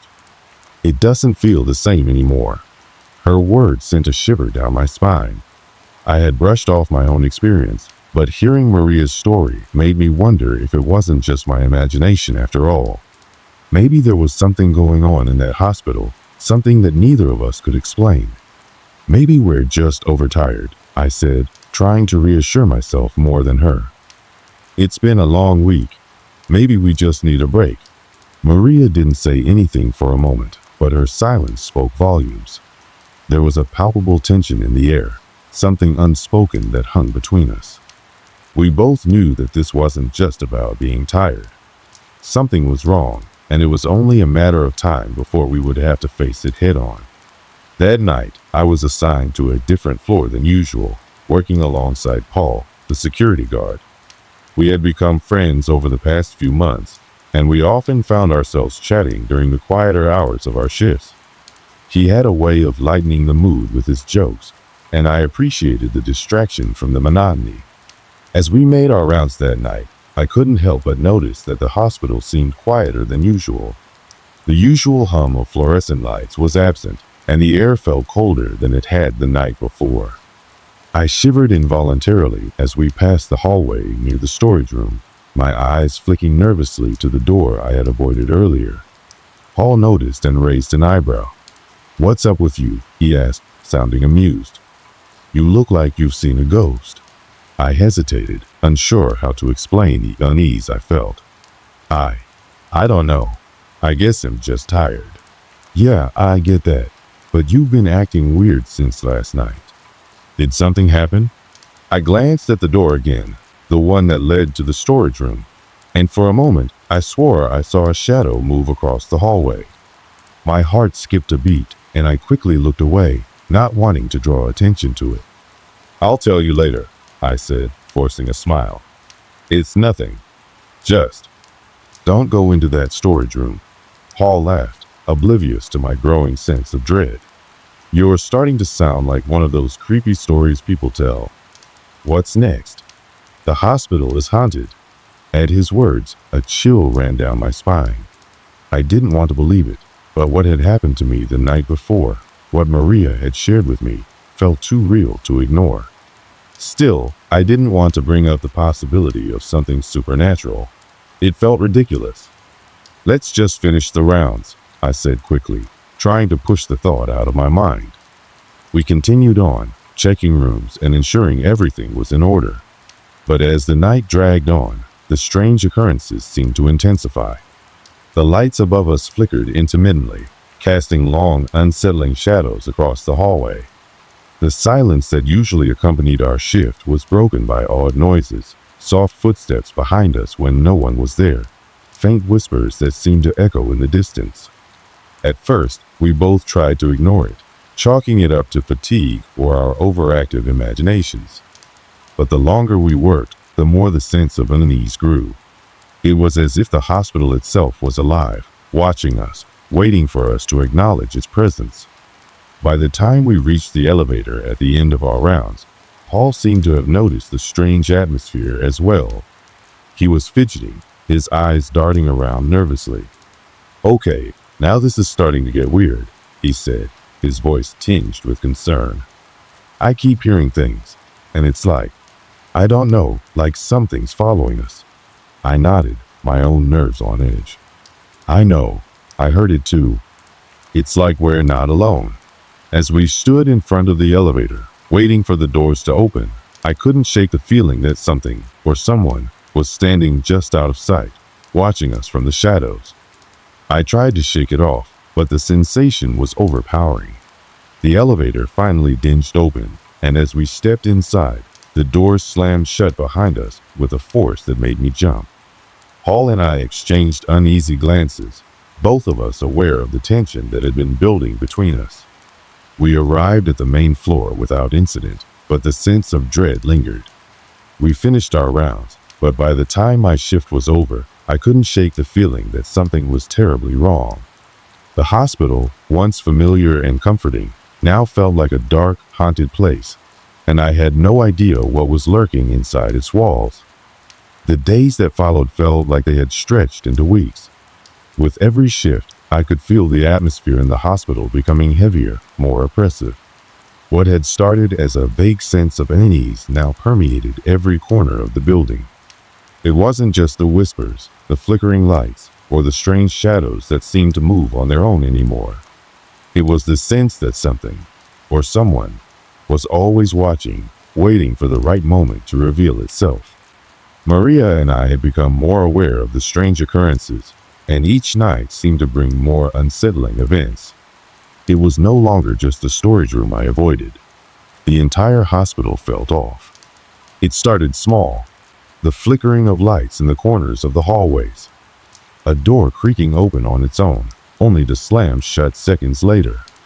But it escalated quickly, building like an unbearable storm on the horizon. One evening, as I was making my rounds with Paul, I noticed something strange near the nurse's station. A clipboard, usually placed neatly on the counter, was now lying on the floor, the papers scattered in disarray. There was no reason for it. We had checked this area only an hour ago, and everything had been in its place. "What happened here?" I muttered, crouching to pick up the clipboard. Paul knelt beside me, glancing around nervously. "I don't know, man. We didn't hear anything." I stood up slowly, my eyes scanning the area. The hospital was unnervingly quiet. It was almost as if the building itself had fallen still, holding its breath. The hum of the lights above, which had always been a steady, comforting presence, had gone silent. The air felt thick, as if something was pressing against my chest, making it hard to breathe. I glanced over at Paul, who was already looking back at me, his face pale. "This place is getting to me," he admitted quietly. "I feel like I'm losing my mind." I could relate. The tension was mounting, and it was starting to gnaw at the back of my mind. We finished our rounds in silence, both of us clearly shaken. But it wasn't until we reached the old wing of the hospital that things took a turn for the worse. The old wing had been shut down years ago. It was once used for long-term care patients, but now it was nothing more than a forgotten part of the building, full of empty rooms and dark, narrow hallways. Most staff avoided it, except when they had to go in for maintenance or storage. It was a place that felt like it was stuck in time, cold, abandoned, and filled with the ghosts of memories long forgotten. We had just passed the entrance when the lights in the hallway flickered, casting brief, harsh shadows that seemed to stretch across the walls. I paused, glancing down the corridor. The air felt colder here, the silence deeper. But then I heard it, a soft thud from somewhere deeper in the wing. Paul and I exchanged uneasy glances. He motioned for me to follow him as we made our way toward the sound. Every step seemed to echo in the empty hall, the silence broken only by the distant hum of the overhead lights. As we approached the source of the noise, the hairs on the back of my neck stood up. It wasn't the sound of something falling or moving. No, it was more like a thud, followed by a dragging sound, like footsteps on the floor. I didn't want to admit it, but I felt a sickening sense of dread creeping up my spine. We had to investigate. There was no turning back now. We turned a corner, and that's when we saw a door at the far end of the hall, slightly ajar. A cold draft spilled out from the gap, making the hairs on my arms stand on end. It was the supply closet, a place we had used countless times. But there was something wrong now, something that wasn't there before. "Should we check it out?" Paul asked in a low voice, his hand hovering near the door handle. I nodded, feeling my pulse race. "We have to." The moment the door creaked open, a wave of cold air hit us, carrying with it the faint scent of something rotten. The closet was dimly lit, and as we stepped inside, the shadows seemed to stretch and twist around us, making it hard to tell where the darkness ended and the light began. I heard it then, the sound of something shuffling, scraping against the floor. The room was filled with boxes and medical supplies, but it was clear that whatever was in here with us wasn't just a shadow or a trick of the light. I stepped forward cautiously, scanning the room with my flashlight.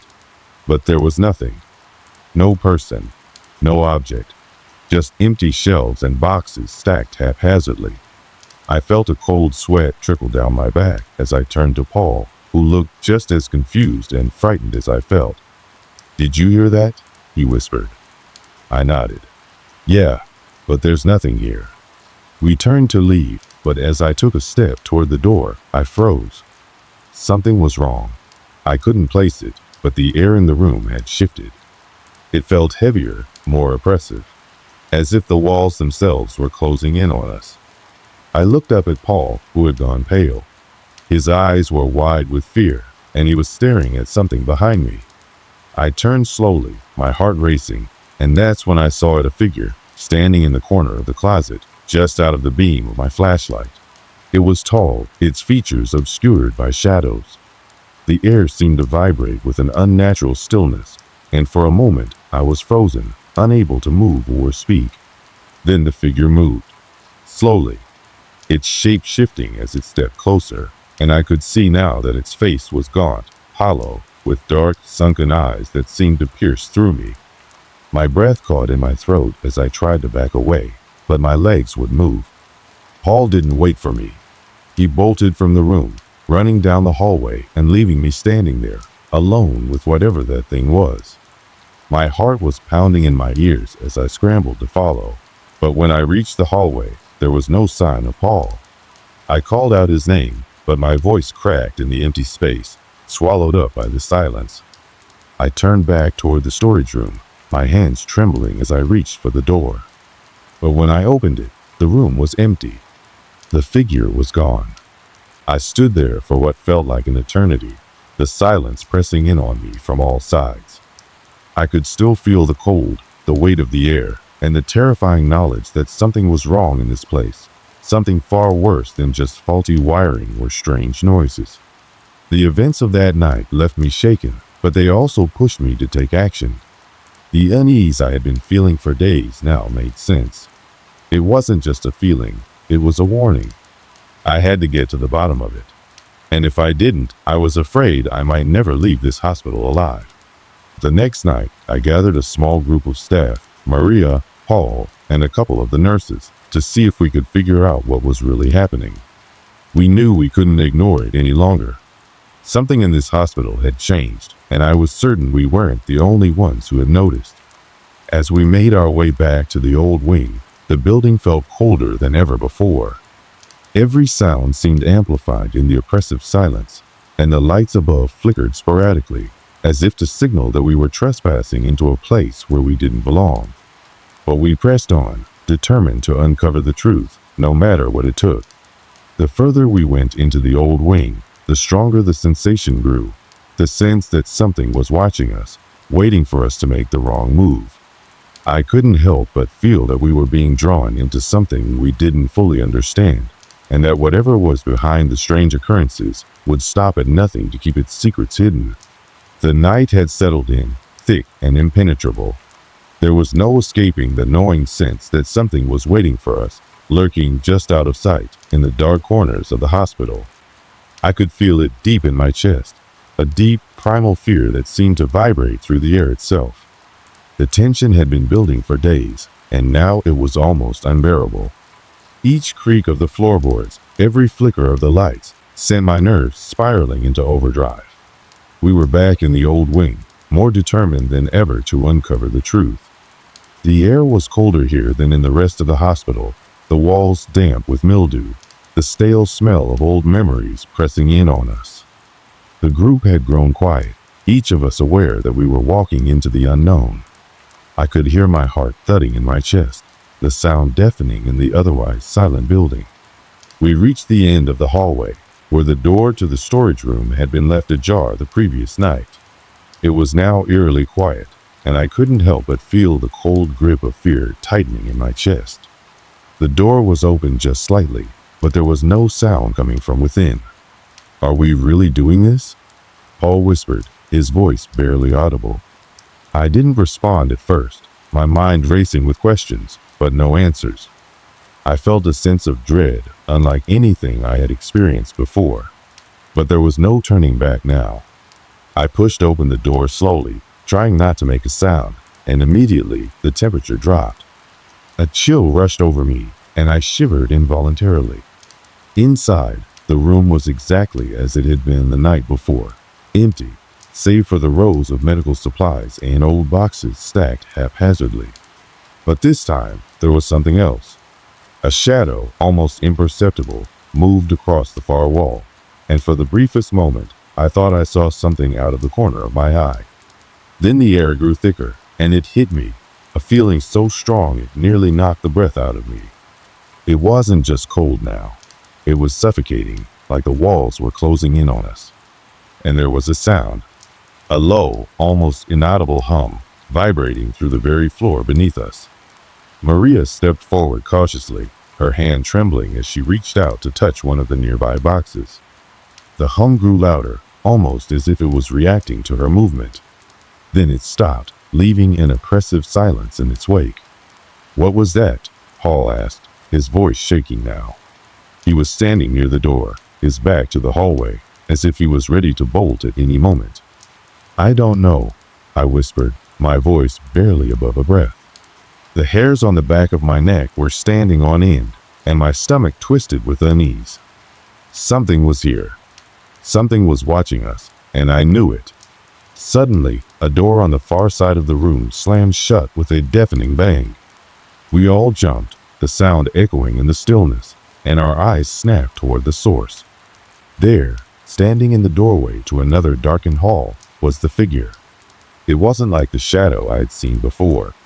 No, this time it was clearer, more distinct. A tall, thin figure with a gaunt face, its features distorted in a grotesque, twisted mockery of a human. The eyes, those eyes, were the worst part.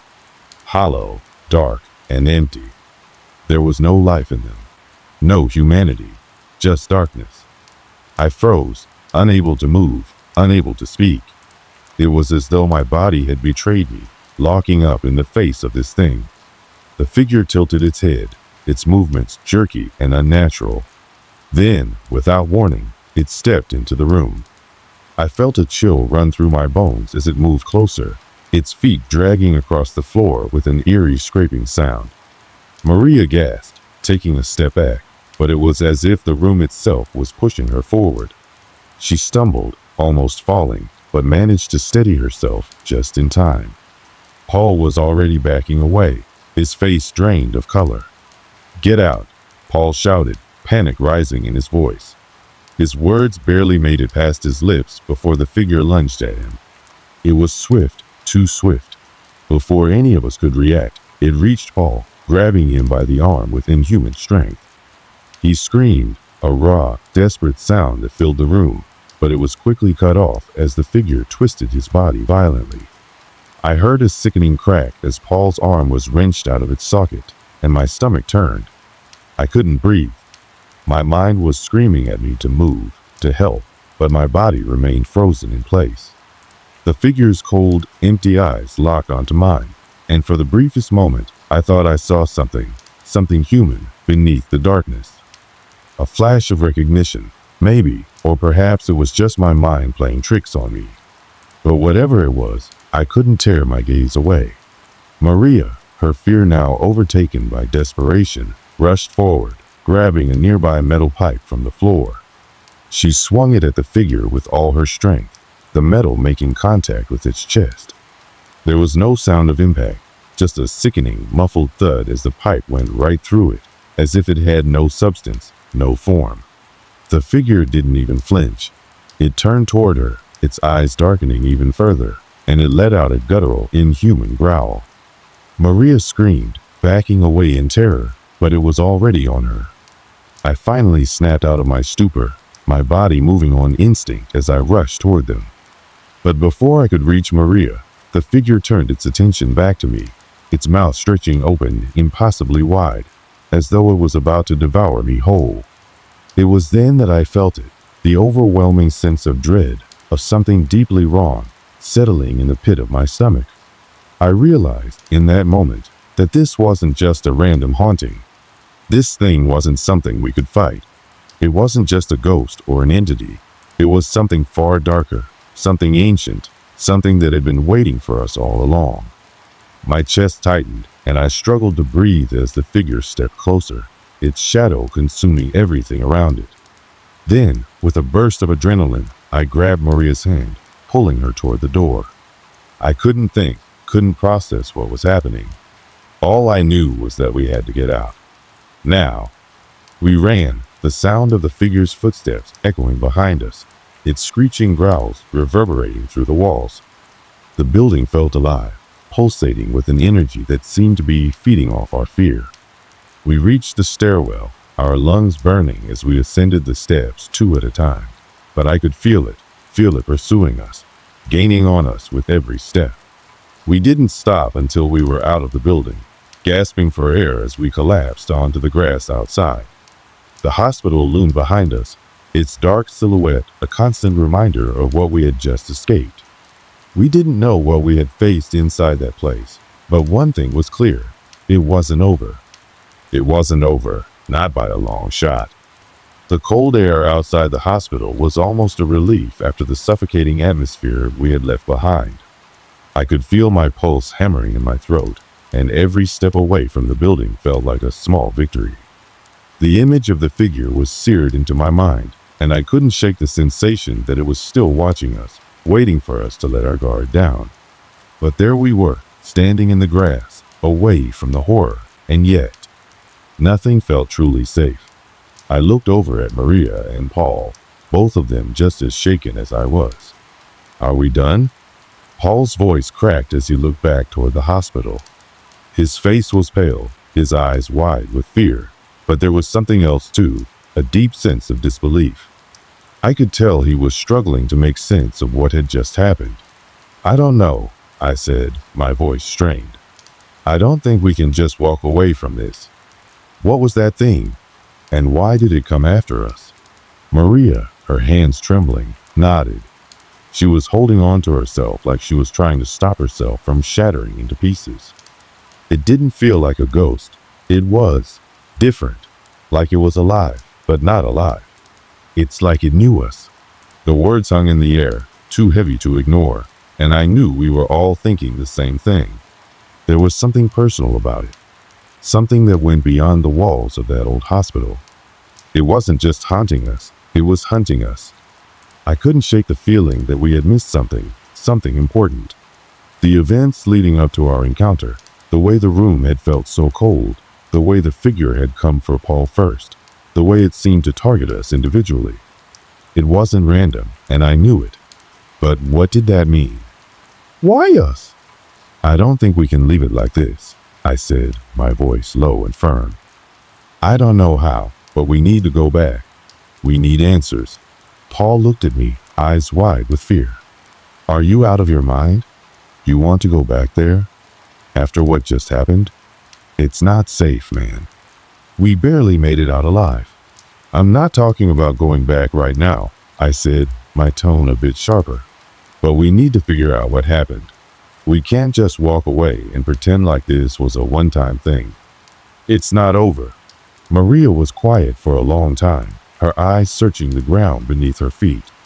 Finally, she spoke up, her voice barely above a whisper. What if we're the reason it's still here? What if it's tied to us? The thought chilled me. I hadn't considered that. I hadn't even thought about the possibility that whatever had been waiting for us inside that hospital might not let us go so easily. I looked at her, trying to read her expression, but her face was unreadable. I'm not sure, I said slowly. But I can't just leave it. If something's out there hunting us, I have to stop it.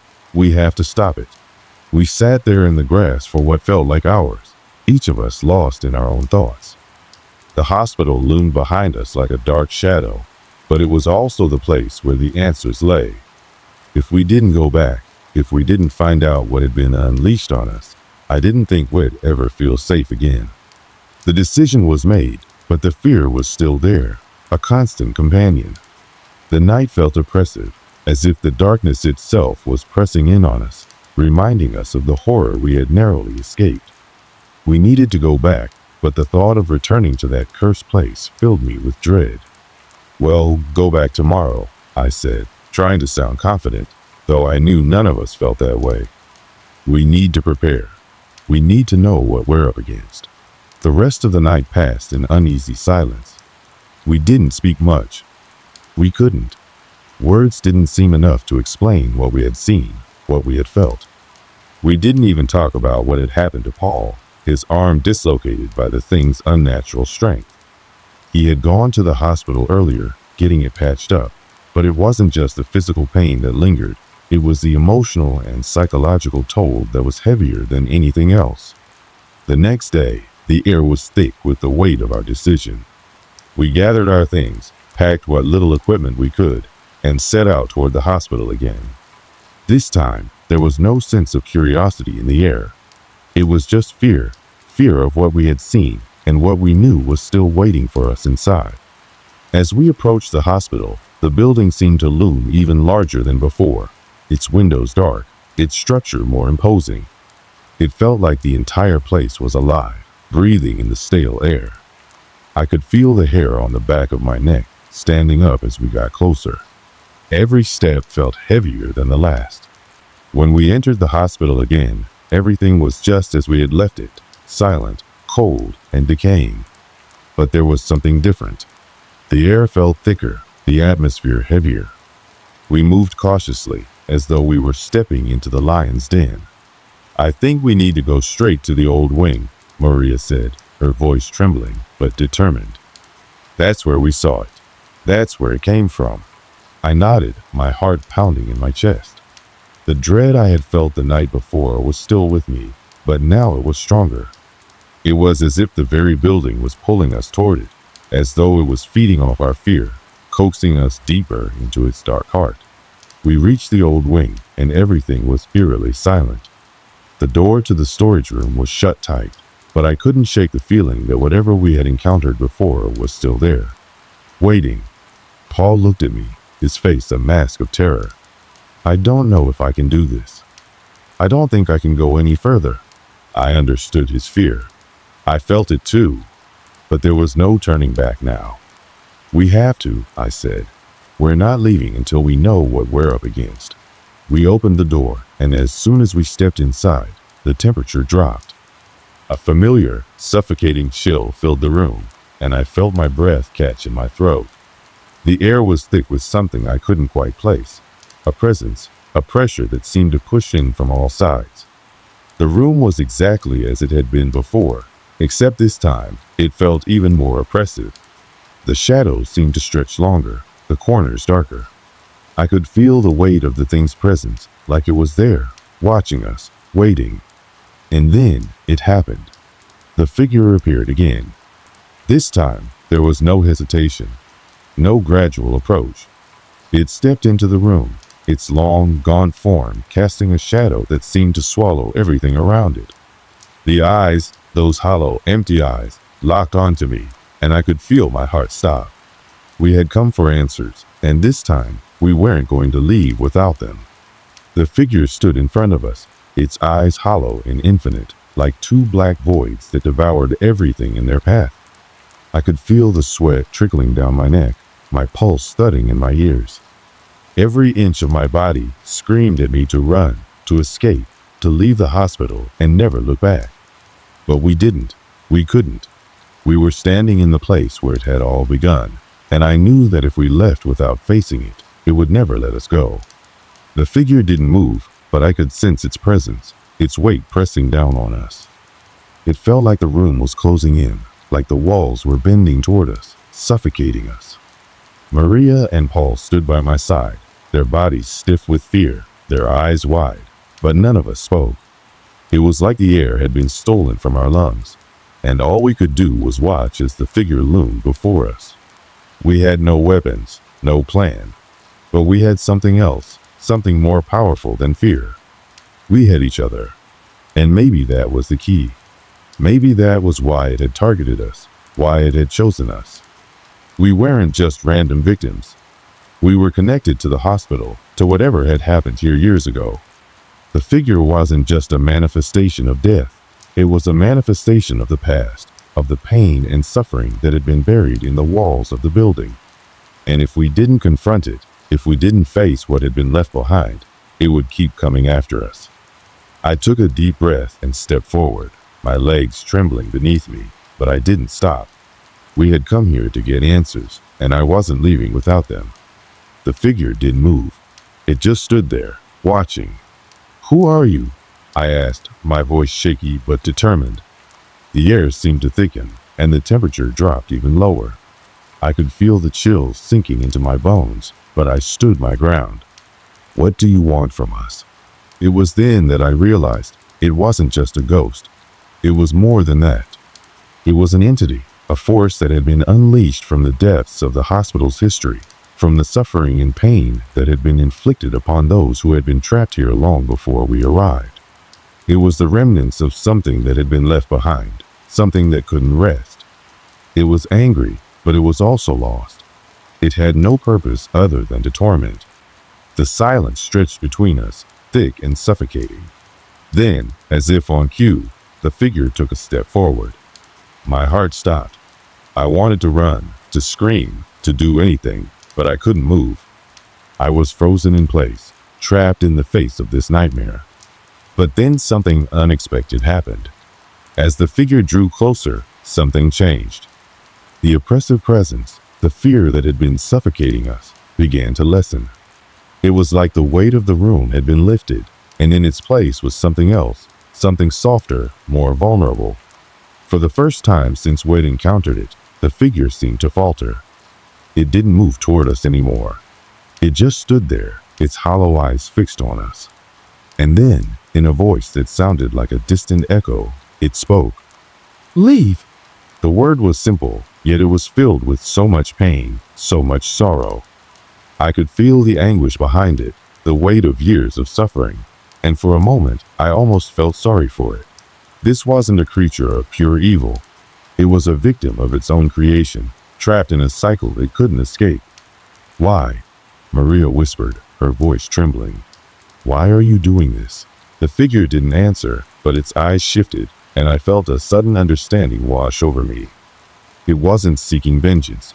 It wasn't hunting us because we had wronged it. It was haunting us because we had come too close to the truth, to the secrets that had been buried in this place. It was trapped in its own cycle of pain and rage, bound to the hospital by the memories of the past. "We're not leaving without the truth," I said, my voice steady, though my heart was still racing. "Tell us what happened here. Tell us why you're still here." The room grew colder still, and for a moment, I thought the figure might strike. But it didn't. It stayed motionless, as if considering my words, as if deciding whether to answer. And then, finally, it spoke again. Death, pain, suffering. Each word was heavy, like a stone being dropped into water, sending ripples through the air. The figure's voice was weak, almost fading, but it carried the weight of something ancient, something that had been buried and forgotten for too long. The hospital, the patients, they were not treated well, it whispered. The darkness, it never left, it stays. And then, as if the figure's presence had been a thread that had finally unraveled, it began to fade. Slowly at first, and then more quickly, until it was nothing more than a shadow, a memory, drifting away like dust in the wind. The room was silent. The temperature slowly began to rise, and the oppressive air seemed to lift. For a long time, none of us spoke. We were still processing what had just happened, trying to make sense of the encounter. The figure was gone, but the weight of its words lingered in the air. We left the room, stepping out into the dim hallway. The hospital was quiet now, almost peaceful in its stillness. But there was something different in the air, something that hadn't been there before. The fear had gone, replaced by something else, something more somber, more reflective. As we left the hospital for the last time, I couldn't help but think about what the figure had said. It wasn't just a ghost or a creature of darkness. It was a part of the hospital's history, a history of neglect, suffering, and death. And now, it was finally free. Or at least, it was no longer haunting us. But the truth was, I knew we would never forget. The hospital would always be there, a dark memory in the corner of our minds, a reminder of what had happened in the shadows. We had come for answers, and we had found them. But the truth was never as simple as we hoped. And in the end, I realized that some stories, some horrors, are never truly over. They just fade away, waiting for the next person to uncover them. As we walked away from the building, the sun began to rise, casting light on the ruins of the hospital. It seemed almost too beautiful, too peaceful, for a place with so much pain buried in its walls. But maybe that was the point. Maybe the only way to truly escape the darkness was to let it go and move on.